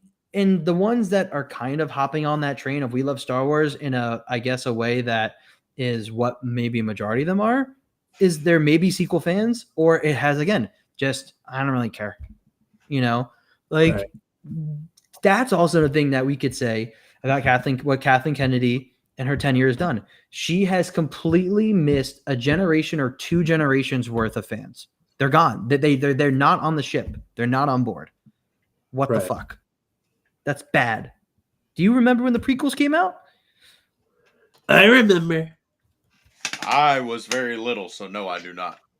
I was very little in the sense of like, so I was I remember the marketing for Revenge of the Sith, like seeing it everywhere. But yeah, I was born in 97. So I remember Revenge of the Sith. I didn't see it in theaters. I remember my dad though, because I was like 8 or whatever. So my dad brought it to me home in a bootleg DVD. rookie ass, From I saw China? it at 5. Wow, crazy. But I still remember like being a Star Wars fan, even though I didn't go see those movies in theaters. You know, actually, like really kind of watched the OT first, of course, and then when prequels finally came out on DVD stuff, saw let me stop you there because you're a fake fan. it. You got me. Fuck. Cancel. I got hit in the face with so many, Star Wars lightsabers. Pause. No. Hey yo. Hey yo. No. Mine's like I was purple. but big and purple. They got it from the adult store, but they told me it was Mace Windu's. They told me it was Mace's. When you touch the button on it, it gets bigger. They couldn't do the Star Wars lightsaber hum, but it does vibrate. Oh, good Lord. And it must be Star Wars related because Melania says just force it in, so okay, I'm fucking done with that. I am one with the cock and the cock is one with me.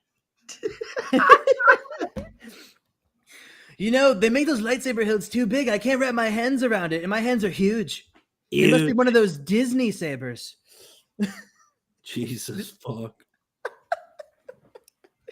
But dude, I remember still as a kid being a Star Wars fan, right? I remember being involved in loving the fandom, the idea of what it was, and the stories, like the movies so much before I read anything, before any of the shows came out, etc.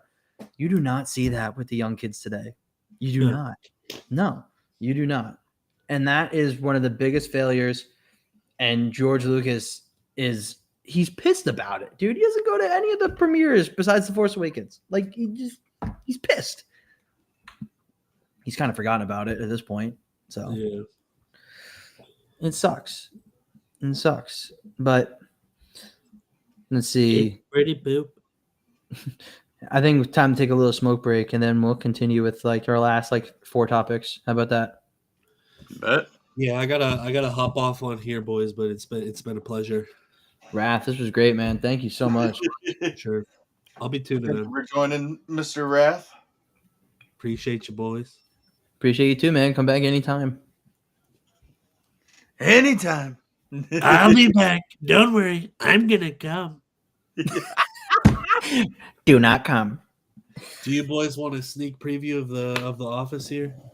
Oh, hell yeah, please. Yeah, please show. Oh, fucking hell. Sessions on Dagobah exclusive. Fucking shit here. So this is all going to get constructed at some point.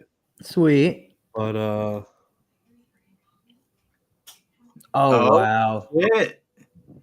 I'm gonna come. And this might change. I might put Bar-Adur up here and move this stuff over there, but then we've got wow. For today. So This is insane, dude. having COVID will make you do stuff. Dude, sick setup, man. I'll catch you boys. All right.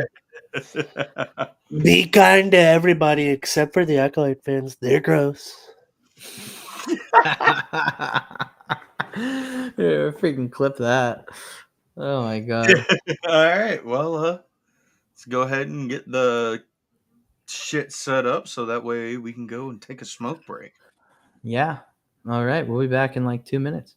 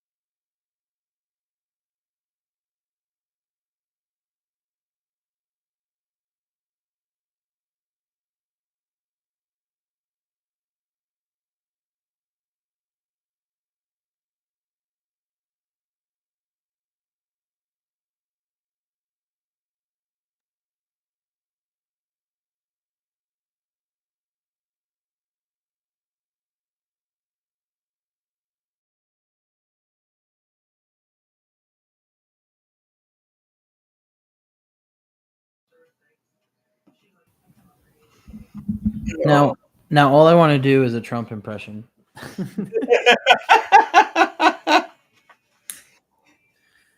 Oh my god!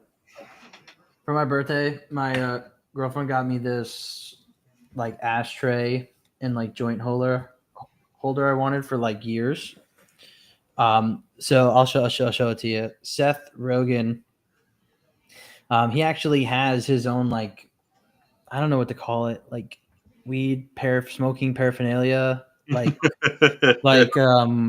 company, Accessory. right? Yeah, exactly. Like smoking accessory stuff. It's like all handmade, all designed by him, like all this stuff. Like a lot of cool stuff, different ashtrays, different like grinder stuff, like, and they're all like really nice. So here, let me share my screen with you. So this is what I've wanted for like 2-3 years. She got it for me. She got it for like 50% off. Oh shit.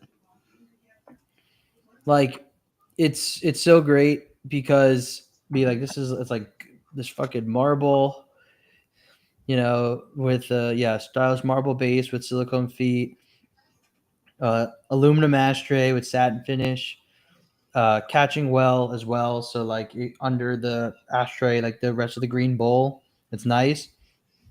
And then like the ridges, if I go up, Phil, let me go up. I don't know why it won't let me go up again. Right, you can lay like your joints in the ridges, or what I do is like I put them across the ridges with like the top of it, like over here, like where it's burning if I'm not smoking it. Oh yeah. And I'm like, dude, this is so nice, you know. But yeah, right now they're doing 20% off, but she got like 50 because she had the 20% off code, and then like this other deal they were doing. But they got like all this stuff, dude. Seth Rogen, sponsor us. Seth Rogen, sponsor us, please. Glass grinder, a new version of another ashtray they have. This also is like a joint or blunt holder. This one's like, it's kind of cool. You can like literally have this like next to your couch or some shit, like standing ashtray. Just like have it around. Kind of sick. Oh, and she got me papers. She got me the papers from here.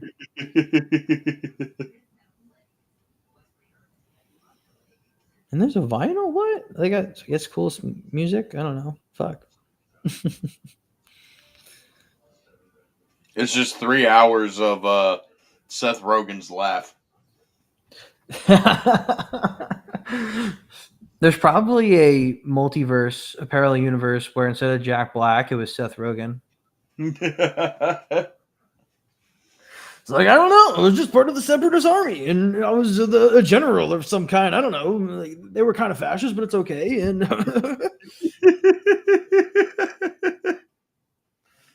yeah, I don't know. I'm just with this BBW. Like, it's kind of crazy, right? I can't control an army. I shouldn't trust me.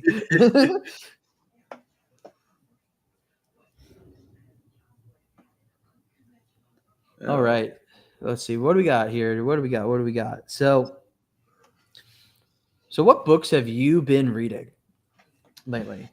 So, me, Clone Force, well, mainly Clone Force and Wrath, have started a book club, and they're reading the entirety of like the legends and canonical timelines.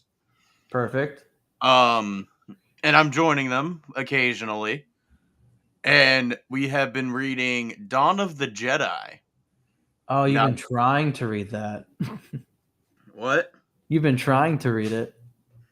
Yeah, that oh my fucking god, this book is straight ass, straight doggerino, like dog water. Like you would think that a story called Dawn of the Jedi would have to do with, you know, the Jedi Order, which it does pertain to the Jedi, you know, fucking before they were spelled like differently. The Jedi Order. Like instead of Jedi Knights, they're Jedi Rangers and shit like that. Yep. But no, this book is just straight boring, bro. Like I am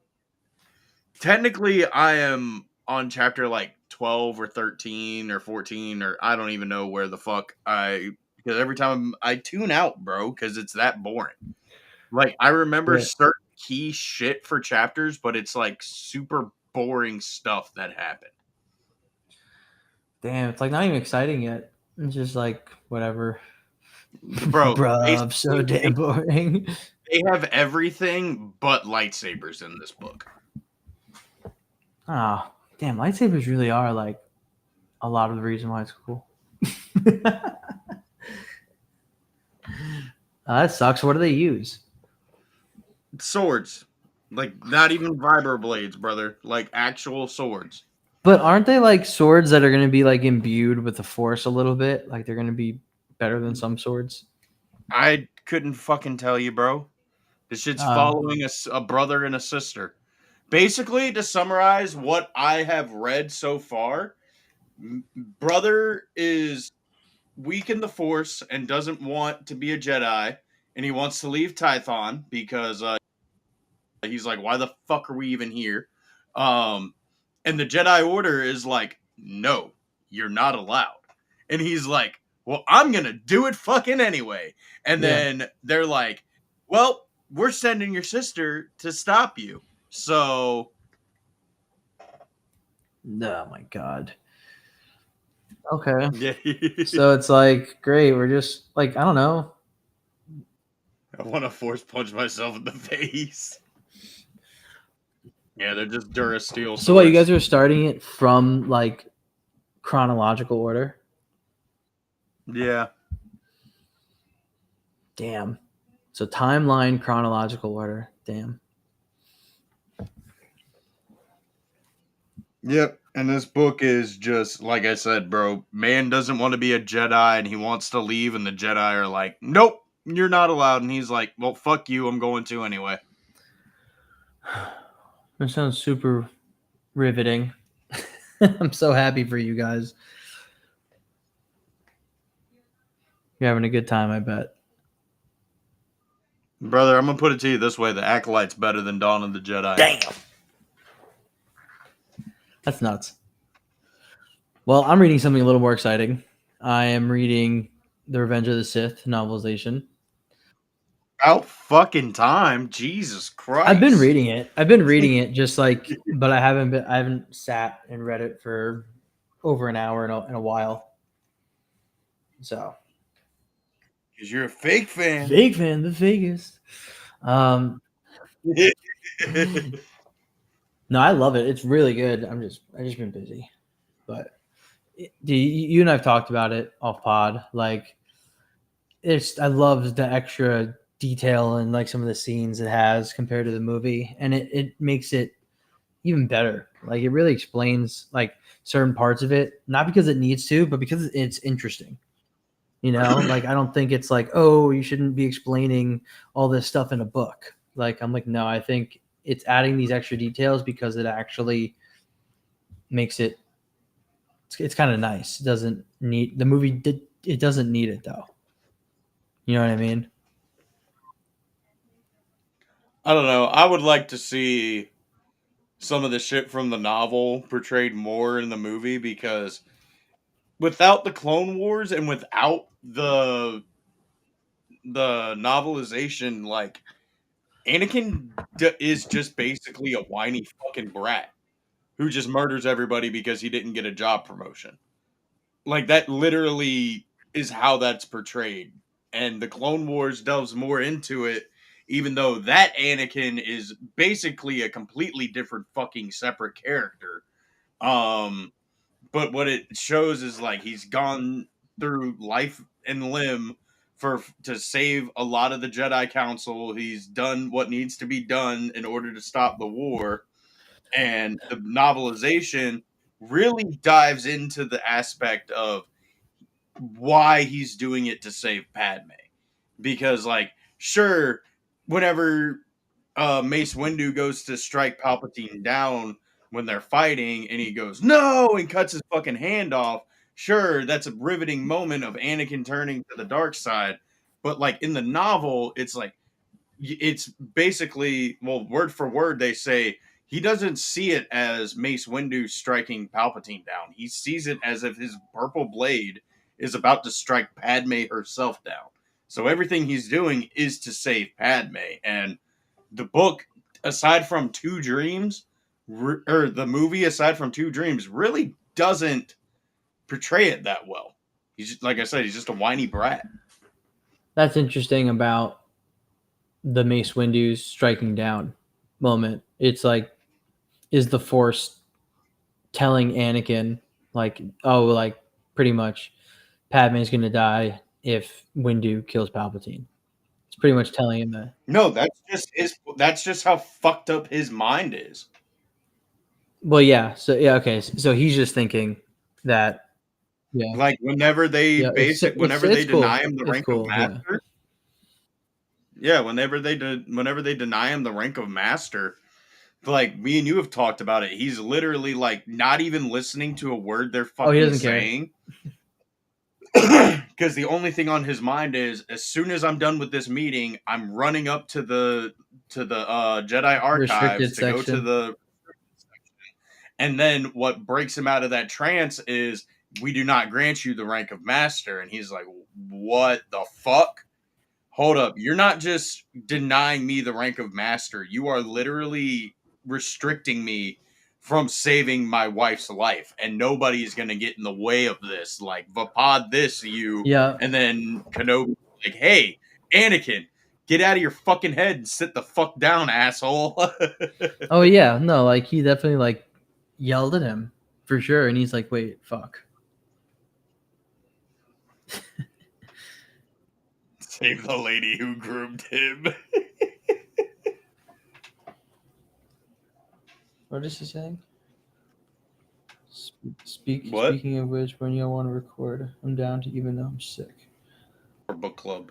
Oh. I definitely want to finish Revenge of the Sith. I want to jump to a different era. I think I want to go Old Republic. I'm gonna see if there's anything I could read that's good. All of it. Maybe Red Harvest. I want to read that after looking into it. I have instead of the Old Republic, I have Empire related. I have was it Lords of the Sith with the cover with Palpatine and Vader. Oh shit. That one I might actually read next. But that means I have to read the book after Revenge of the Sith. What's that one? It's like The Rise of Darth Vader. Yeah. Yeah. So like, it makes sense though. I read Labyrinth of Evil right before this because I wanted to read Revenge of the Sith. Yeah. This beauty. Yep, that one. Yeah. Did you read it? I've listened to the abridged Audible version. And I'm 18 pages into this book, and I haven't picked it up since. Okay, yeah, so gotcha. Yeah, that'll probably be my next one. I like the cover. It's sick. Yeah, I like these old fucking Legends covers. I don't like the new ones, like the minimalistic ones. Like they look the ones for like the certain year anniversary sometimes. Oh, the Essential Legends collection. Oh, yeah, that's right. When they changed them like that. Some of them are okay. I like the one for the Revan novel. Yeah, but he has a green saber. I know that did kind of fuck me up. That did kind of fuck me up. I'm like, bro, who messed up? Who messed up over there? What intern did this? Fucking Bane has a purple saber in the comics. Yeah, but I like him with a red saber. I don't think he should have a purple saber. You can't be the main actual architect of the Rule of Two and be so dominant in dark side abilities in your book trilogy that you're just purple. Fuck that. But remember, Mr. Cowboy Hat Filoni says that these are tall tales. So literally anybody can say that they had this color saber, and it doesn't fucking matter. But even though Disney themselves came up with the canonical reasoning for the lightsaber colors, but it doesn't matter because it's all connected and they're all tall tales, y'all. It doesn't matter. See, somehow Trump is more pop culture invested than Star Wars right now. For new Star Wars. It's true. He's in the Sith files. He was training with Darth Plagueis the Wise. And we're now literally bringing in Jeffrey Epstein lore into this. Crash out swooner. Trump and Jeffrey Epstein lore is so big enough where it's actually more relatable in this scene than actually Star Wars. to like what's going on right now. That's how you fail by missing 2 generations.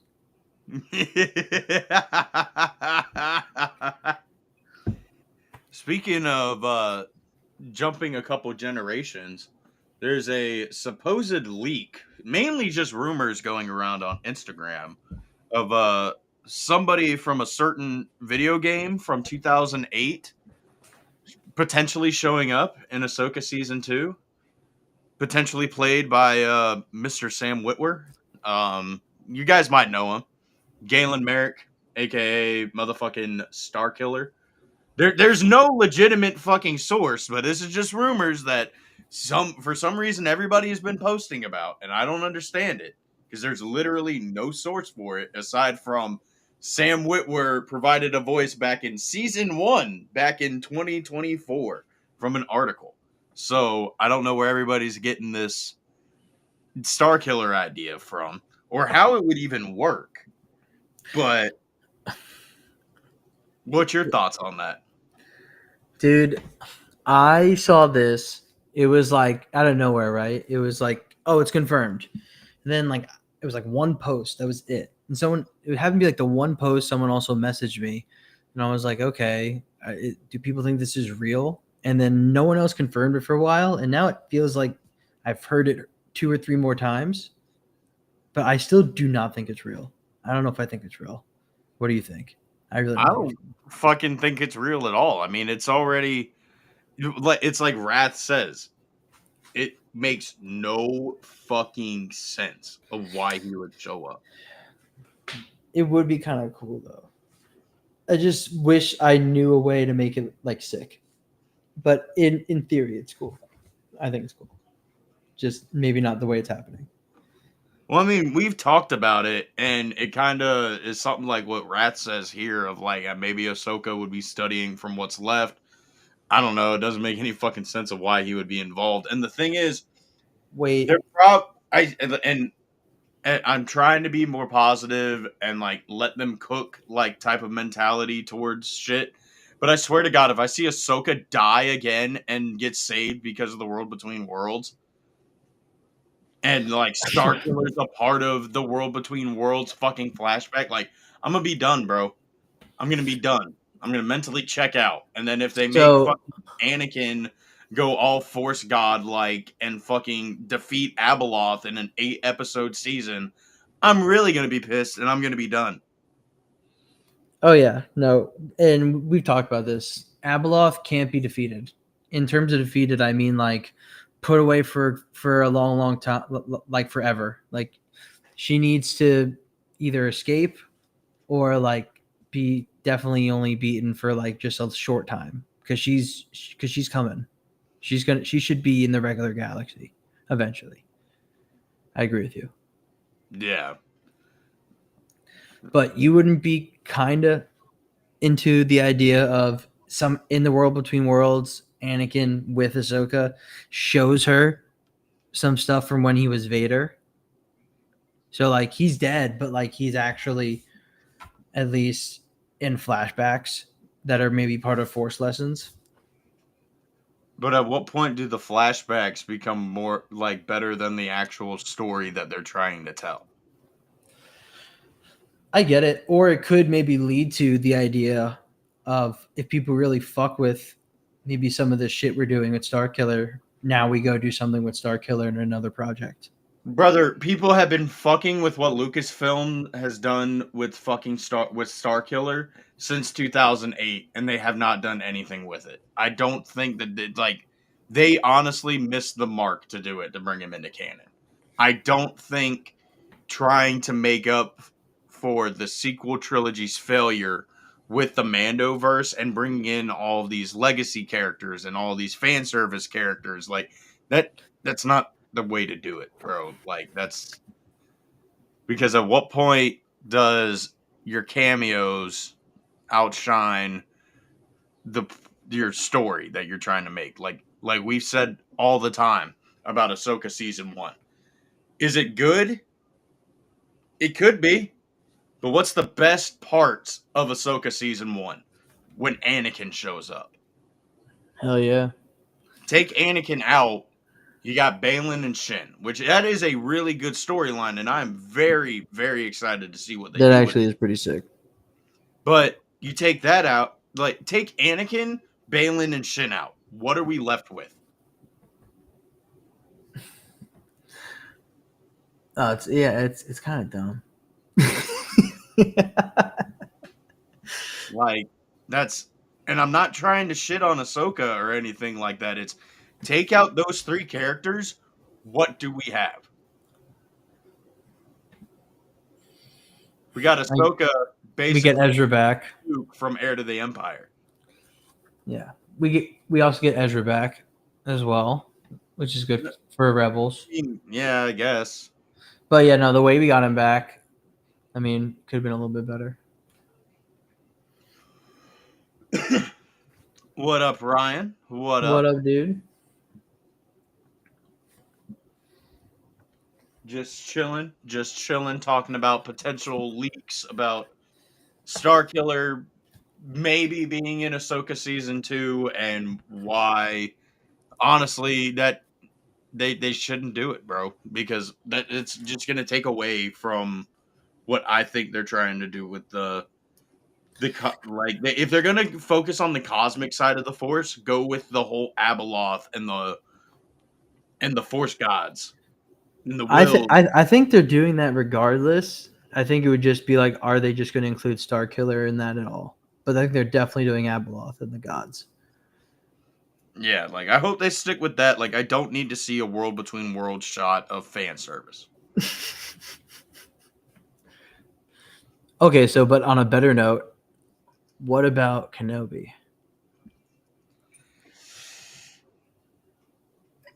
So, me and Gazer did a stream a while back about reports about Natalie Portman potentially being in Ahsoka season 2 for some flashback. I hope not. Well, my thoughts are still the same for if we get Ewan in the flashbacks. Would it be cool? Yes. But at what point is it just going to be easier and cheaper for them to just give us a Clone Wars show? I mean, really, yeah. Why not? Like, I would love to see Ewan back, and I want to see him in the Clone Wars armor, but I don't need it to be in some unless it's like a live action Mortis flashback. That would be sick. That actually would be sick. Oh yeah, no, I would go crazy for a live action Clone Wars flashback with like a lot of the main characters. I would love that. Specifically just the fucking Mortis arc. If that's where they're heading with Ahsoka, then that would be sick. Specifically do a Clone Wars Mortis arc flashback. I don't need to see fucking clone troopers of different fucking sizes fucking running and getting blown up. They're fucking clone troopers. They're all 6 foot fucking flat. Tamora Morrison, fucking D. Bradley Baker.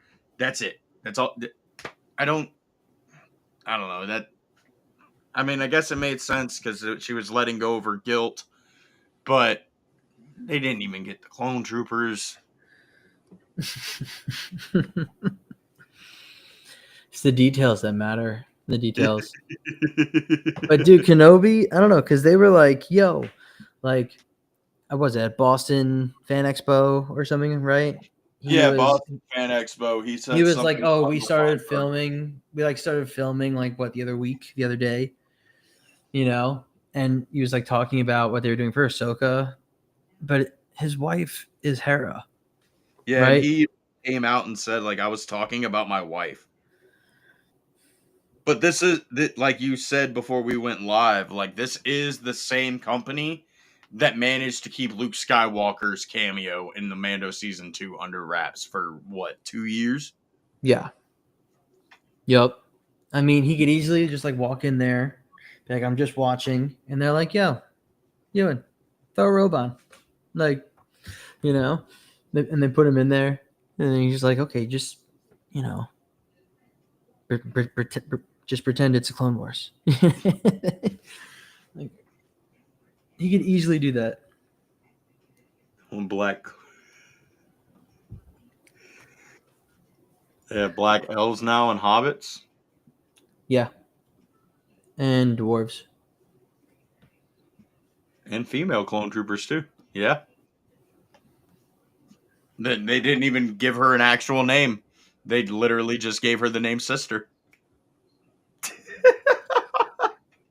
Well, then what would you consider Omega? Well, she's an unaltered clone, so that's different. Yeah. She's not a clone trooper. It's not a clone, yeah.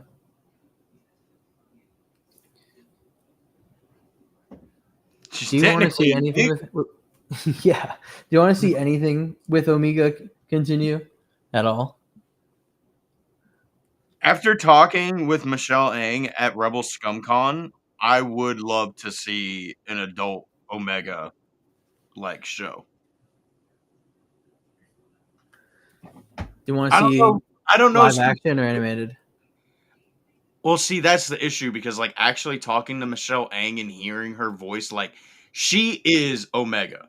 Like her voice is straight up Omega. Like she doesn't do anything different really. So if it's animated, obviously yes, bring her back. And I don't know if I would want a full show. Probably not? more or less of like a special, like an hour-long special or something like that of like Omega in the Rebellion. Yeah. But as for live action, I don't know how they would pull that off. Yeah. Well, dude, for animated, like you literally just did Tales of the Bounty Hunter, right? Fuck it. I don't know. Give me Tales of the Bounty Hunter 2 and have one of it be a Boba Fett arc. And then maybe Omega pops it. Like, why the fuck not? It's in the Age of the Empire. Like, goes on for a while. Well, see, that's the thing. I need to see Boba Fett and Omega cross paths. They have to. They are, well, technically unaltered clones, but you know what I mean? Like, that would be kind of cool. Because she also is trained by, Clone Force 9, just Squad 99. And Asajj for like 30 minutes. Yo, dear. Yeah, at the end with the yellow lightsaber. Hunter, Wrecker. Oh my god. But you met her and she's cool? Yeah, she is so down to earth. She's so nice. I'm not going gonna to interview? What? You think you're gonna be able to interview her? Not gonna confirm nor deny. All right, keep your secrets then.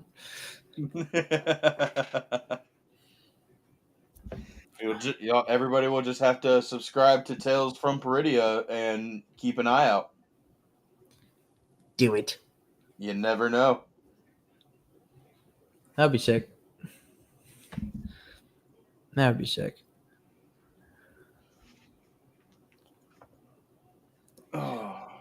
Well, bud, it's getting about that time. Hell yeah. We got a couple videos to react to.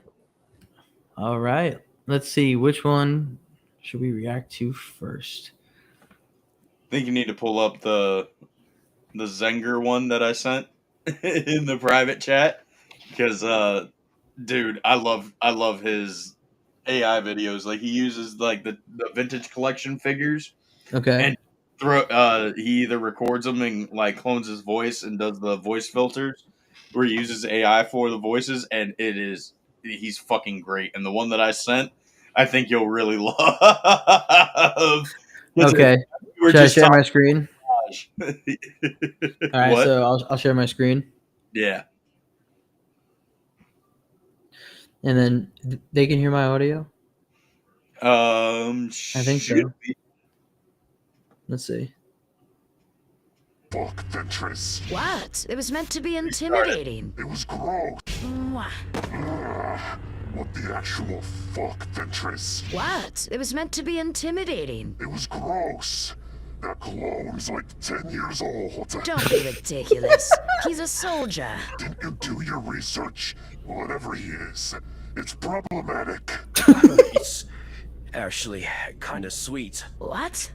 Always wanted to kiss a pretty lady. Shame you never got to. Fuck off, Grievous. You think I'm pretty? Such a cute bald head. All right, no need to get personal about it.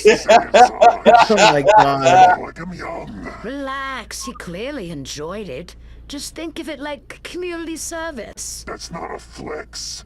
It's called predation. Don't be so uptight. You collect lightsabers. I believe you said collect moments. You collect moments of assaulting 10-year-old men. Somebody's jealous. Mwah.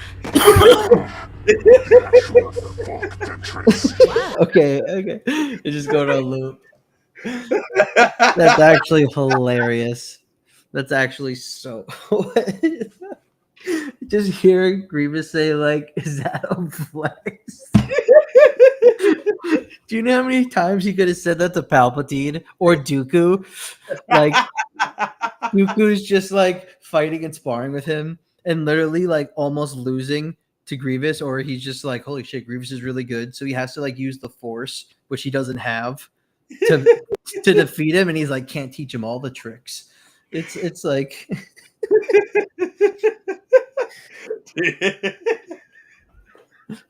oh my god. Always wanted to kiss a pretty lady. Dude, that's what I love. Imagine that. Never got to.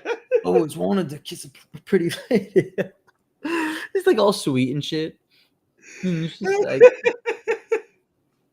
oh my, that was hilarious. All right, let's see. We would react to Thumb Wars, but I'm 100% sure we would get taken down. What's that? It's an old parody video of Star Wars, and like people are like using their thumbs. It's very popular on YouTube, and I'm almost certain, like, if we were to watch it on here or even do a reaction video, like, it might get copyrighted within the first like 30 seconds. Okay. So wait, you want me to play that other one? No, we can fucking watch. Everyone's hustling. Up that you sent. Yeah, no, the one about everyone is hustling. Hold up. I see that you had sent two. Okay, it's the Qui-Gon one.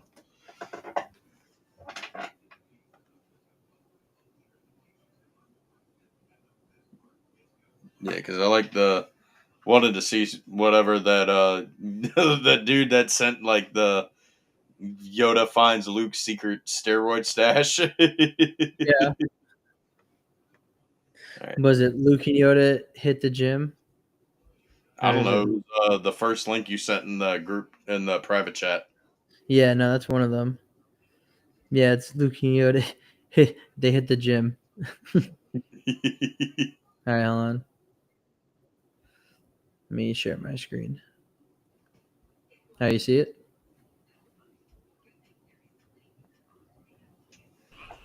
Where is that little gremlin?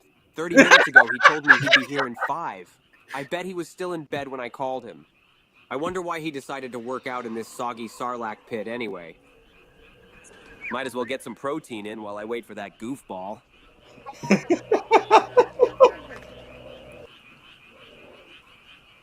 Oh, what's that smell? It smells like Yoda! I've been waiting here for 30 minutes. Give me one good reason why I shouldn't put a dry spot in that moldy towel. Post-workout DoorDash, order us, I will. All right, you saved your little wrinkly ass. Green and hairy it is. All right, calm down, bro. I've been in the showers with you before. You don't need to remind me. Ready to get geeked on pre-workout, I am. Brought some for us, I hope you have. I don't have any for you. Last time you used up half my monthly stash.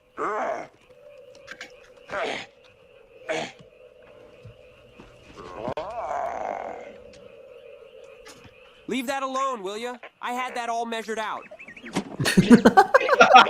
How you get so big, eating food of this kind?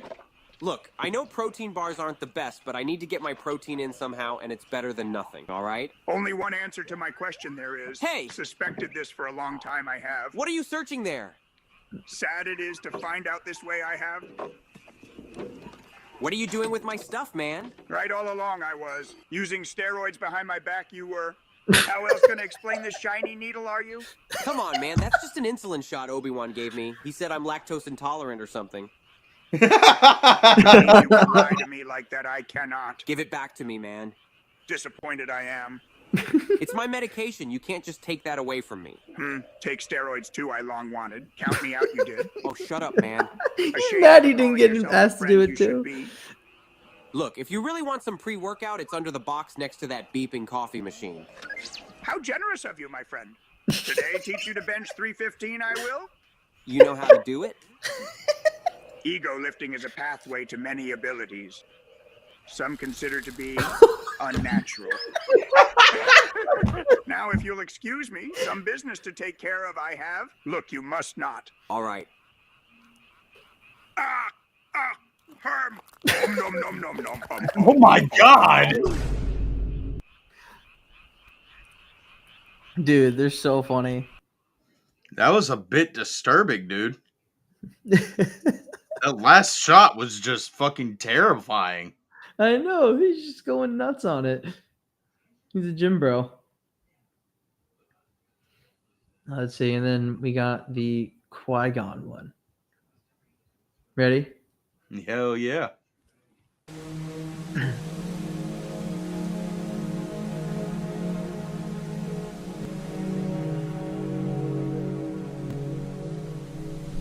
Your father was seduced by the dark side of the Force. He ceased to be Anakin Skywalker and became Darth Vader. When that happened, the good man whose your father was destroyed.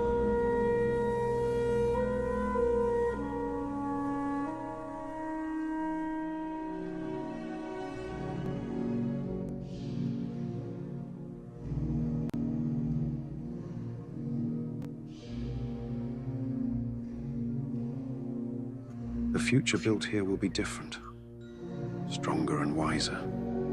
It will do what the old order failed to. I've heard many stories about you. My father speaks very highly of you. Your father's heart was strong but troubled. I felt the depth of his connection with the Force. Yet potential without gentle guidance can lead even the brightest astray. Obi-Wan once told me he believed he'd failed my father.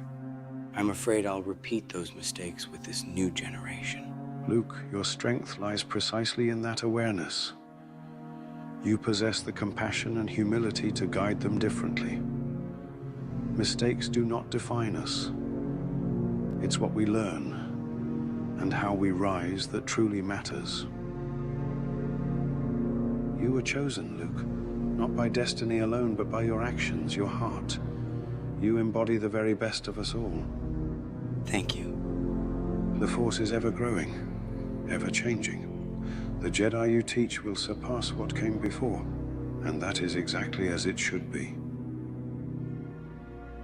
May the Force be with you, always.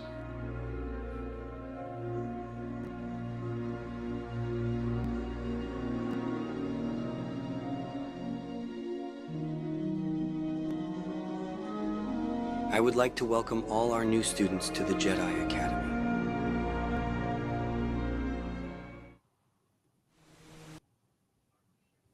God. Dude, that was sick. I'm freaking speechless. Oh my god, Is it that looked so hard good. for them to give us something like that? Dude. Like, first off, I don't know what he's using, how he's doing it. That looked really freaking good. Like, obviously, I still know it's AI, but it's so close. Kind of scary. It looked great, but it's written so well. Wow. What, dude? I'm speechless now. Just keep in mind that's the same guy that goes on to almost kill his nephew. The same guy that gave Jabba the Hutt more chances to do the right thing than his own blood nephew. The same guy that saved a Empire person in Battlefront 2 just because he asked for help. The same person that saved Darth Vader and redeemed him from the dark side to the light goes on to almost kill his nephew. Damn. Dude, like pretty much everything you were saying, it's hype as fuck. It was like, okay, and it's like, oh, like, like, oh, he's doing all that cool shit. Oh, wait, no, then he fucks it up. Thanks, dude. That shit makes me sad, dude. I want sick Luke.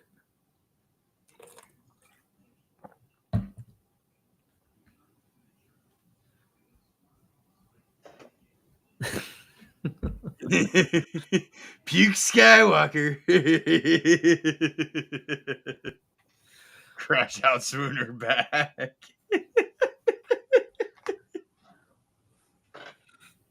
Yep. No, Last Jedi Luke is it's really a major downturn, major issue out of all the issues. That's actually a pretty big one.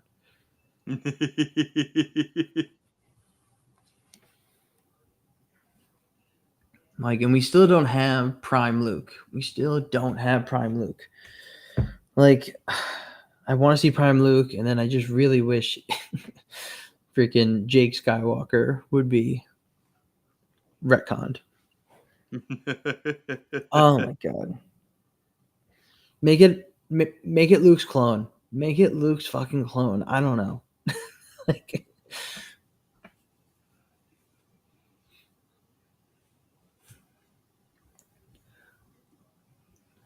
all right. Do we got any more questions? Anyone else in the chat? Not really, aside from Wraths, which I'm not gonna fucking pull up. Well, I think that's a good time to end it, my friend. Yeah. Sounds decent to me. Yeah. Are we gonna do one at the end of this month or? I can't at the end of this month. I'm gonna be away that last Saturday of September. So Fucking rookie, this is 2 months in a row now that you can't do the last month on the podcast that you set up. Yo, it's just crazy how it works out. So I'm thinking first weekend of November. Okay. Say one nice thing about TLJ. Nothing. No. Some of it looks beautiful as fuck. It's like shot really like well. Some of it looks pretty. Yeah, I mean, Yoda showing up was pretty good. I like him bonking Luke on the head. Makes me laugh every time. No, I did like the Yoda stuff. I thought the island of Octu was like sick. Like in concept, like the idea of it, where it is visually, just how it looked. I'm like, okay, that actually kind of is a sick vibe. But not what happened on it. Not what happened on it. But I think like it looked really nice too, the way they shot it, everything. Yeah. Well, that was on location, and I love when movies shoot on location. Dude, same. Back to Lord of the Rings. Well, see, Ryan, we talked about it earlier in the stream. Like, we had Wrath on and everything, and like we may bitch and moan about projects, but there are certain good things in even the bad of Star Wars. But unfortunately, one or two good things does not make up for a project having 57 bad things in it. Yeah. Like that's just not how it works for me. Answer my questions. No, it doesn't. Okay, if you like it, you like it. If you don't, you don't. Oh my god. Oh, but on that note, thank you guys for tuning in. And you said the first weekend of November, right? Yes, that first Saturday. So that would be. Hold up. You said November. Are we skipping a month? I feel like we're skipping a month. Oh, October. Sorry. October. You able to do it anytime in October? The 4th, October 4th. Okay, October 4th. That's what I meant. I'm freaking zooted. No, I'm kidding. But yeah, October 4th, we will be back. I will have some stories from Ocala Comic Con because me and Clone Force 97 are hosting a fan panel. We're going to be talking about the different eras in Star Wars and how people with different opinions can definitely still be friends and, not basically tell each other to go fuck themselves. Unless it's in a joking matter, then go fuck yourself. But look forward for that. Got a nice little what if project in the works with Mr. Outer Ram Transmissions over here. Oh, dude, I am so excited. Holy crap.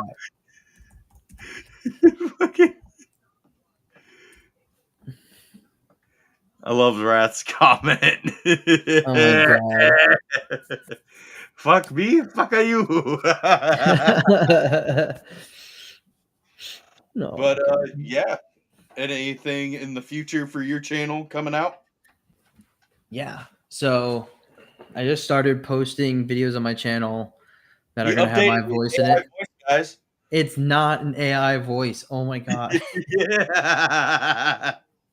It's a real person. Dude, it's okay. You used AI voices and closet ball all of his subscribers.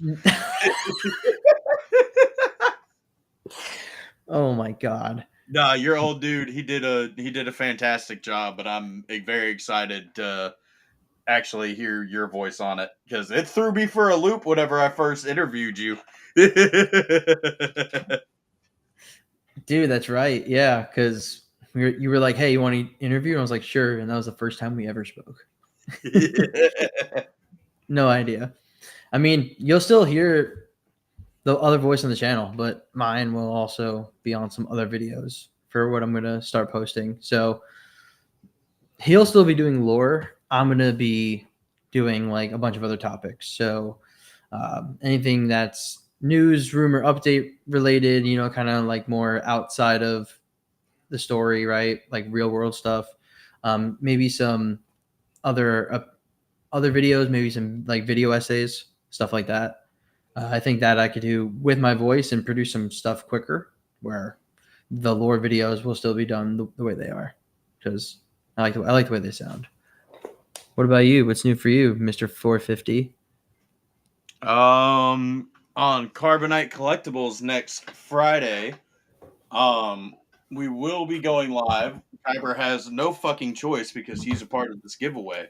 Come tune in. We may or may not have a guest, but either way, we've got some topics to talk about. Plus, at the end of that stream, we are going through all the entries that we got for my 450 subscriber giveaway, where somebody is going to win a Star Wars Nerd 00 logo tee or a Tales from Peridia logo tee and a Kyber Forge tee. So. Ooh. Dang. All right, you guys are giving away some cool stuff. Crazy AI voice subscribers as me. It's not AI. It wasn't AI. He just used somebody else, and it threw me for a loop. Clearly, yeah. Oh my god. Oh, but what's new for you? Right. What? What else is anything else new for you, or and then when's the con? It's gonna be September 20th through the 21st. Me and Clone Forces panel is Saturday the 20th, 12 o'clock to 12:45. If you're already at the convention and already there, you don't have to pay anything extra. You just come to the panel area and sit and listen to us chat. If you're in the area, swing by the convention. Don't be like Wrath and get COVID and have to cancel. Unfortunately, that sucks, buddy. Sucks you're not gonna be able to come. Because I was actually looking forward to that. I was looking forward because, dude, hanging out with everybody, like hanging out with the homies, like at the con or after the con's always the highlight of every con. I'm jealous. I gotta come to some cons. I think ICCC next year. Well, you could have came, this year, but I was working. Nuh-uh. You had somebody visiting, and you could have just been like, "Hey, buddy, we're going on a 3-hour road trip." But well, yeah, no.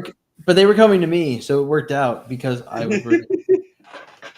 I didn't have to drive 3 hours to go to. I know you guys drove way longer, like than I would have, but like I have to I could not leave at the time. Sure. Nobody's gonna beat Rat's record of driving 19 and a half hours. Dude, insane, but good shit. But, holy fuck. Thank you guys for tuning in, and may the force be with you always. Peace. See ya.